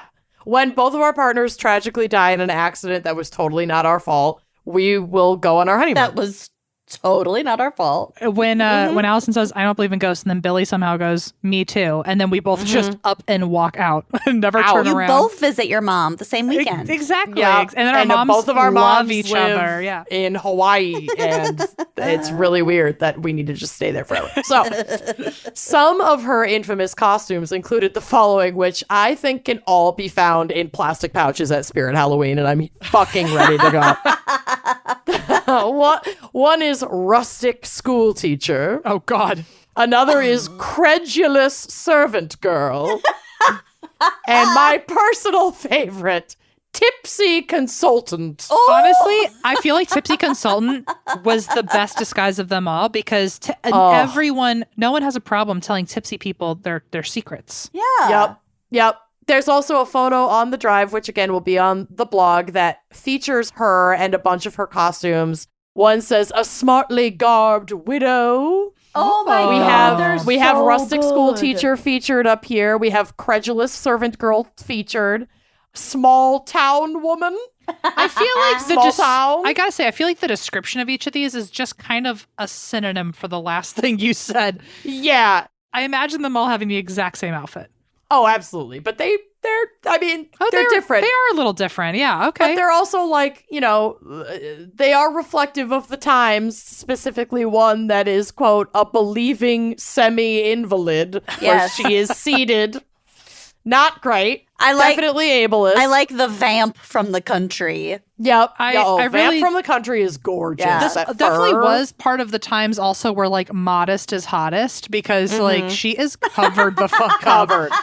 Covered. Gloves, socks, stockings. Headpieces, glasses. The only one where she's like a little slutty is Smartly Garbed Widow. Tipsy Consultant is a mess, and I love it. In this picture, it looks like one of those raccoon tail hats. Consultant is a I feel like mess. Vamp from the Country and Woman Seeking Lost Relatives are both. I think one just has a coat on. That's the only Exactly, difference between they're them. the same costume. I think they're the same costume. feel like Well, she with was- glasses. Glasses and a coat. I feel like she really had about three pieces and just found Yep. a way to put each of them with a different thing and created 9 different Hey. ensembles. Day, there day was to no- night. This is the Yeah. this is the smartly dressed woman. And there was no Instagram, so you could just go to a different town and no one ever knew you existed before you showed up there. Exactly, So, yeah. Good for you. My favorite is the smartly garbed widow because of the veil, the like Yeah, headpiece. it's good. Yeah. I like that. I feel like we're not even trying with the credulous servant girl. I feel like We're not. No. you just walked in and threw some glasses on. Right. It's Yeah. just the glasses. There's definitely. But the costumes she was known for these costumes. I feel like if she were really that known, a medium would have seen her and been like, "You're a credulous servant girl. Hang on a second. You look like You a think. Are you a small town matron, perchance? Because you remind me of someone like that vamp from the country. You know, like I feel like very quickly they I feel could like all we've met bleed before into each in other. another world. Yeah, exactly. So she would go into all of these like shops and participate in all of these quote unquote psychic readings and rituals, and then write detailed reports on their findings and like bring them to Houdini, who would often include these findings in his shows. So then he would show up in that town and just spill the fucking tea Yep. to these rooms full of people. Yep. And be like, the spiritualists in your town are fucking assholes who are just banking off of Like by your name. vulnerability. Yeah. By name. He'd be like, Oh, yeah. he'd be like, I had someone sit in on this one. And by the way, this girl, this is exactly how she does it. It was like Exactly. Yeah. Then he would do the tricks. Oh my God. like talk about So- a tattletale. Oh, Yeah. yeah. I get why he did it, but also Narc. I know But it's pretty brilliant. I know it's genius, and I totally back him because these people really were exploiting people, but also narc. You know, Yeah. Yeah. Yeah. Yeah. Also, like, can't we just have fun? I personally love like magic tricks, and I also am always like looking to see how they're done, but I don't really want to know. I know. I never want to know. I love that shit. It's entertaining. So throughout this tour, he's effectively debunking and undermining the credibility of local spiritualists in cities all over the country that he would tour in. So cool. This obviously ruffled a lot of feathers in the spiritualism community. One of these ruffled, feathered folks was an Indianapolis medium named Charles Gonzalez. Ooh. He claimed to be one of America's leading spiritualists, and he wrote a super pissed off letter to Houdini with, I can only assume, a lot of how dare yous, and you'll be hearing from my lawyers, and I'm the real fucking deal over here. So It was an op-ed. yeah. So Houdini was like, Rosie, girl, you know what to do. Yeah, Go. sick 'em. Yep. So, quote, posing as a bereaved mother, Mackenberg told Gonzalez that her baby had recently died, and she was desperate to check on the baby in the afterlife. Gonzalez, claiming to work through an 800-year-old Hindu spirit guide. Problematic. And a spirit wife named Ella, told Mackenberg that for $25, he could teach her to access the afterlife by gazing into a bowl of water. No. But it would be so much easier to make contact with the Hindu spirit guide if she took off her clothes. Oh, no. Yup. I Heck. not expected, but also not surprised. Yeah. It's like, I'm surprised. I feel like I'm shocked actually that there aren't more stories like that. There definitely are. So, but Mackenberg declined. I mean, like red flags all over the place. So she investigated, she wrote up her report. Like, she declined to take her clothes off, but even after being essentially assaulted with that fucked up ass, she stayed to finish her investigation. Wow. Gave her a report to Houdini, and 6 weeks later, Houdini shows up in Indianapolis to do a show, and our boy Gonzalez got tickets. Houdini, like, legitimately found out from the box office that he would be there in the audience, and called him out on stage in front of a packed house, and Gonzalez was booed out of his seat and fled the show. Good for him. Fucking bye. And I will say, from my own research with Houdini, I can confirm he was like that with all of his, like, medium Targets. spies, where, like, well, if anyone ever made any of them feel uncomfortable. I don't know about the, like, I hadn't heard of any other stories of, like, them being told to go so far as take their clothes off, but if any of them had made them feel uncomfortable, Houdini was, like, ready to pounce. So, like, very excited that we've got an ally in our midst. Yeah, Houdini was not fucking having it with that shit. Yeah. So this was one of Rose's go-to personas, the bereaved mother. She typically went into appointments posing as either a grieving mother or a grieving widow. She said iconically in an interview in the 70s, she said, quote, I never married, but I have received messages from 1,000 husbands and twice as many children in the world to come. Oh. Invariably, That's a they lot of told me people. they were... Invariably, they told me they were happy where they were, which was not entirely flattering to me. Okay.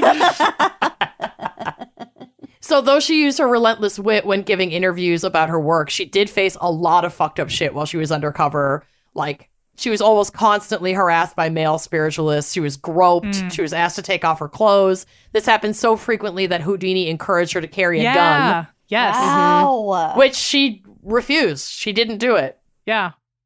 And I once again must insist, never meet a man unless it's Harry Houdini, apparently. Yeah, Harry Houdini was on your side, but that was what I was implying earlier with my thing. Though, like, yeah, he said anyone who was working for him should feel as safe as they need to, however they need to. Yeah. So, And if that means you're packing, pack up. yeah, exactly. So, again, from the New York Times, quote, Mackenberg's most newsworthy case came in 1926 when Congress was considering a bill to outlaw, and this was like in the terminology at the time, fortune telling in Washington. Public hearings became chaotic as people made competing claims on the validity of divination.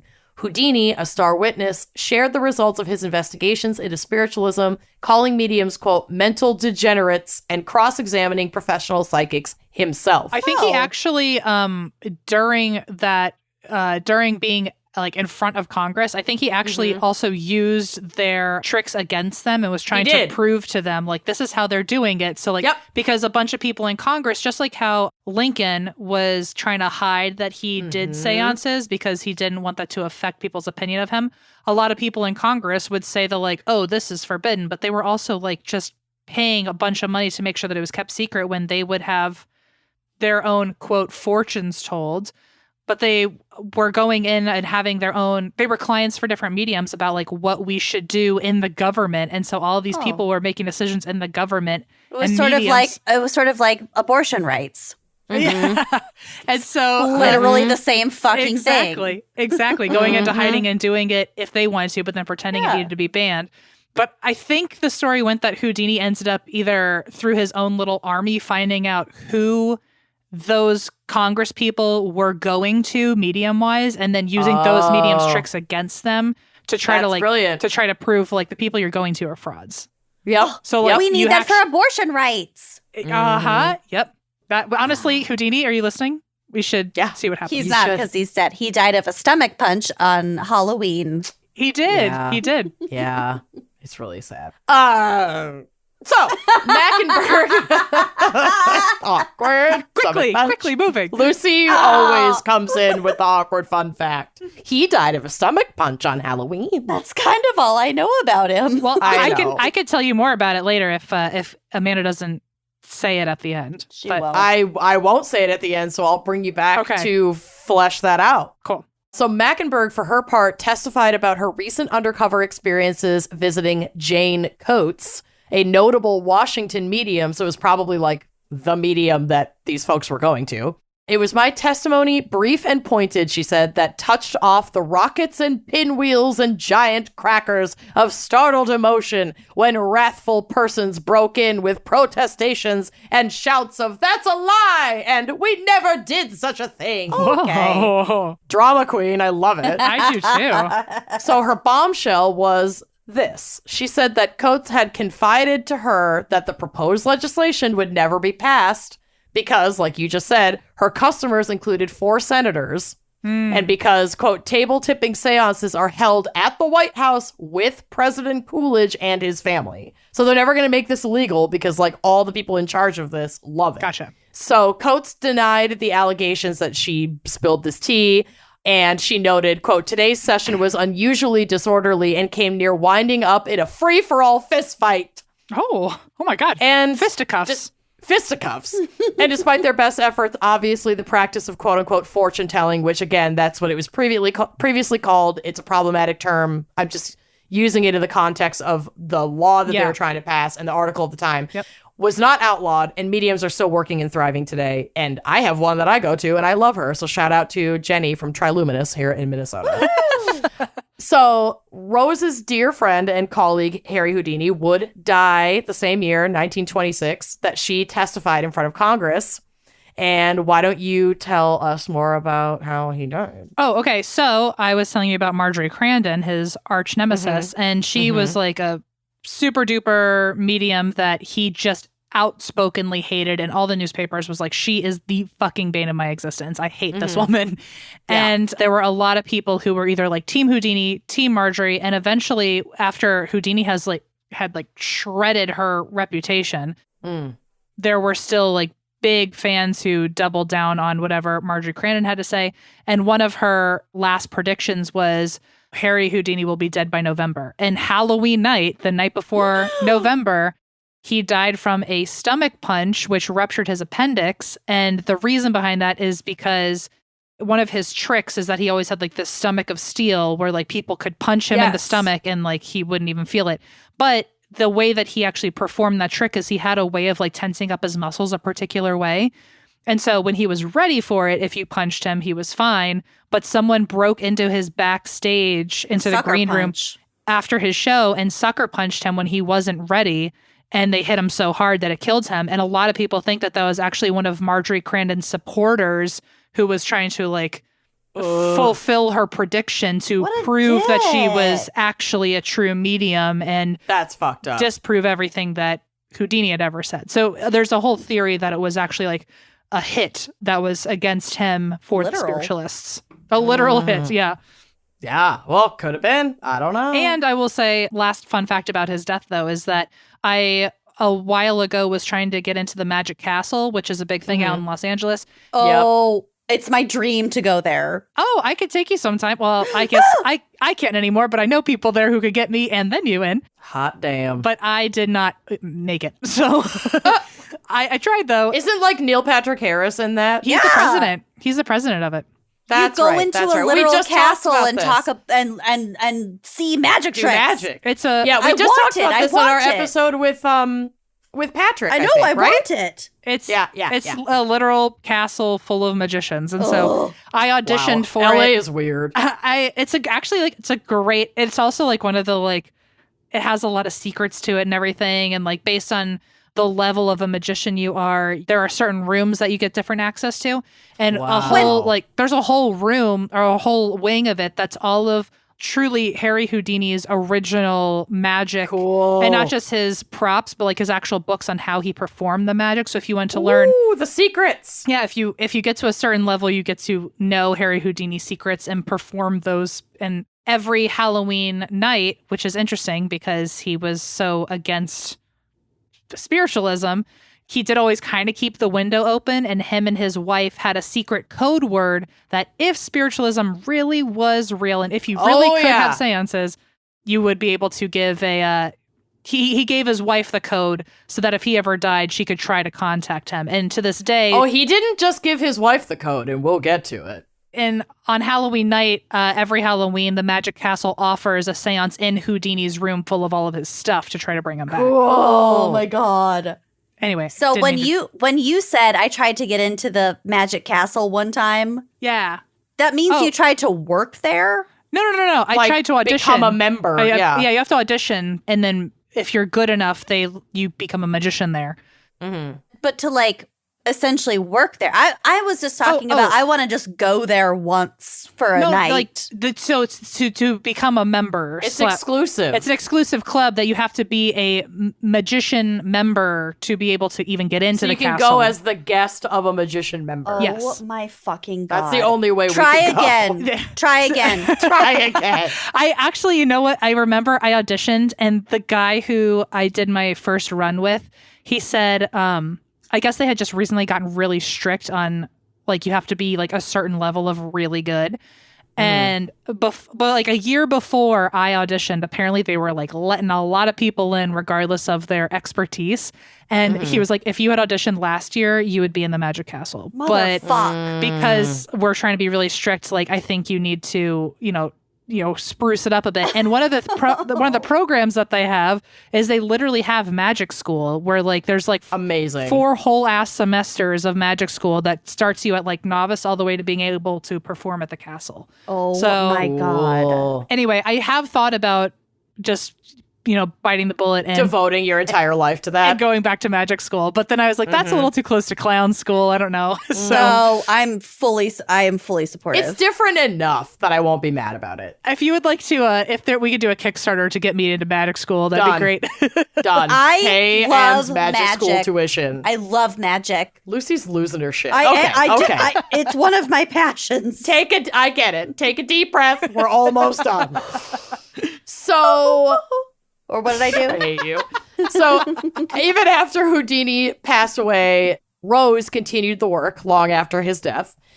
While she did deviate somewhat from spiritualism as the trend faded a little bit in the 30s and 40s, she dedicated her life to combating fraud in all of its forms, working with police agencies, insurance companies, and the Better Business Bureau to suss out the phonies. She gave lectures on how to spot a phony psychic and broke down the theatrical tricks that she had seen hundreds of fake mediums employ in darkened rooms, like hidden harmonicas to produce ghostly noises, for example, but just with a bellows that you just pump with your foot. Nice. She also wrote numerous newspapers and magazine articles on the topic, as well as an unpublished autobiography called So You Wanna Attend a Seance. So you think you can dance? You can dance. Who wants to be a millionaire? We could do this all day. So you want to attend A seance.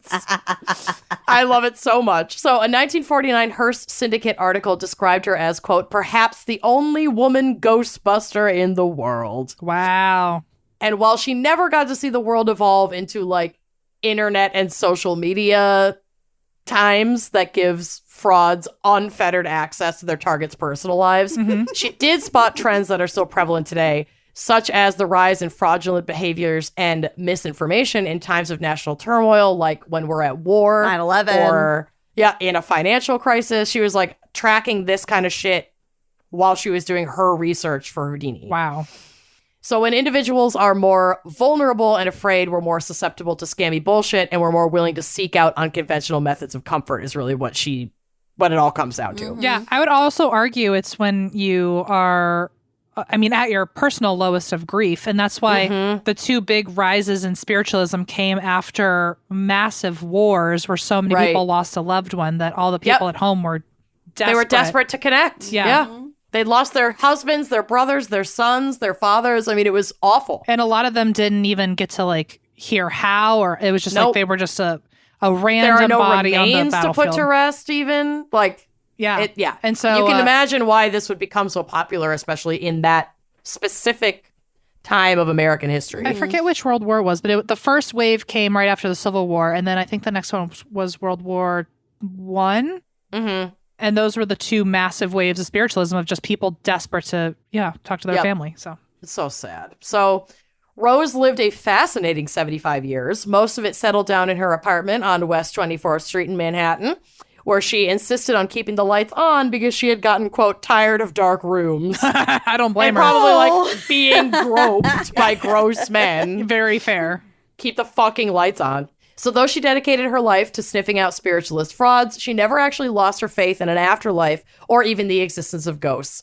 She said, quote, she was willing to believe in an afterlife, but having investigated more than 1,000 mediums, she had never seen proof of one. Interesting. Yep.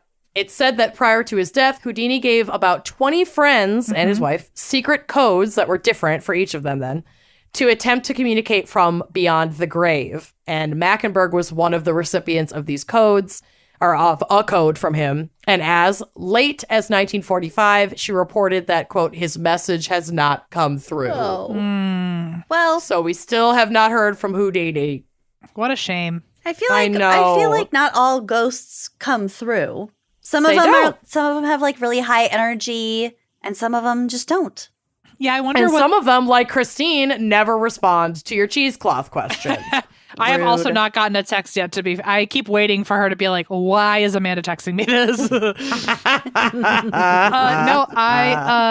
I don't know what the reasoning would be. It's just anyone's guess as to why some come through and some don't. I wonder if there's ever like spirits who just were such skeptics when they were alive that just to keep the theory to make it look like they were right, they just don't come through.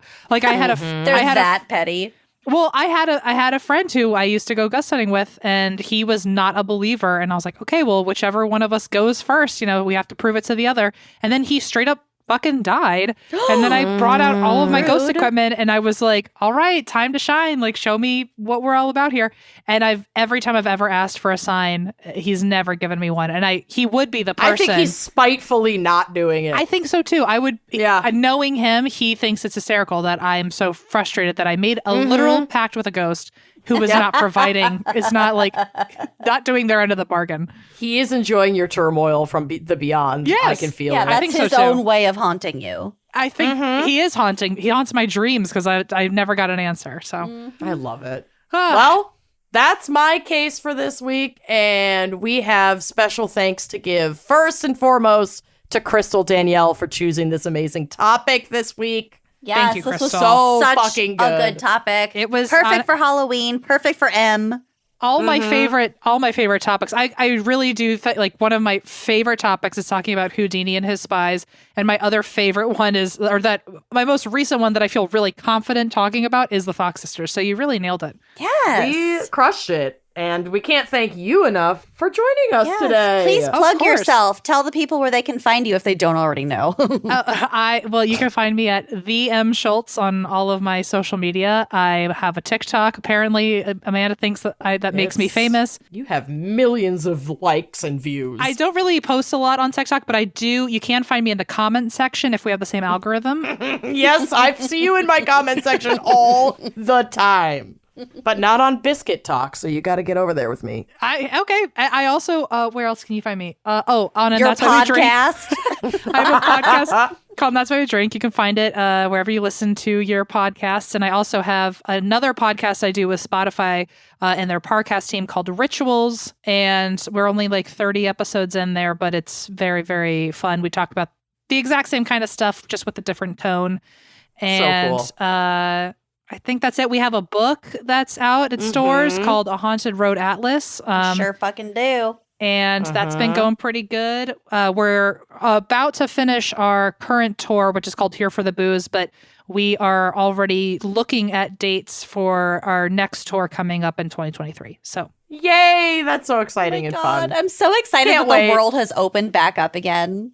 I I can't know. wait for touring. I would love for us to be able to cross over and like have be in the same city at the same time. Oh, together. yeah. So, Let's find a way to make that happen. Yeah. Let's do it. all right. So stay thank tuned you for so that. much. And thank you to Em. Thank you to Crystal Danielle. And we will see you next week. Thank you, everyone. Bye-bye. Thanks for listening to Wine and Crime. Our cover art is by Kala Yip, music by Phil Young and Corey Wendell, editing by Jonathan Camp. Check out our website and blog at wineandcrimepodcast.com. You can also follow us on Facebook, Twitter, and Instagram at Wine and Crime Pod. If you have questions, answers, or recommendations to share, email us at wineandcrimepodcast@gmail.com. Episodes are available on Apple Podcasts, Stitcher, Google Play, basically wherever you get your favorite podcasts. And if you like the show, please rate, review, and subscribe on Apple Podcasts. It is the best way to spread the word. If you'd like to show your support, visit our Patreon page to keep this podcast and the wine flowing. Cheers!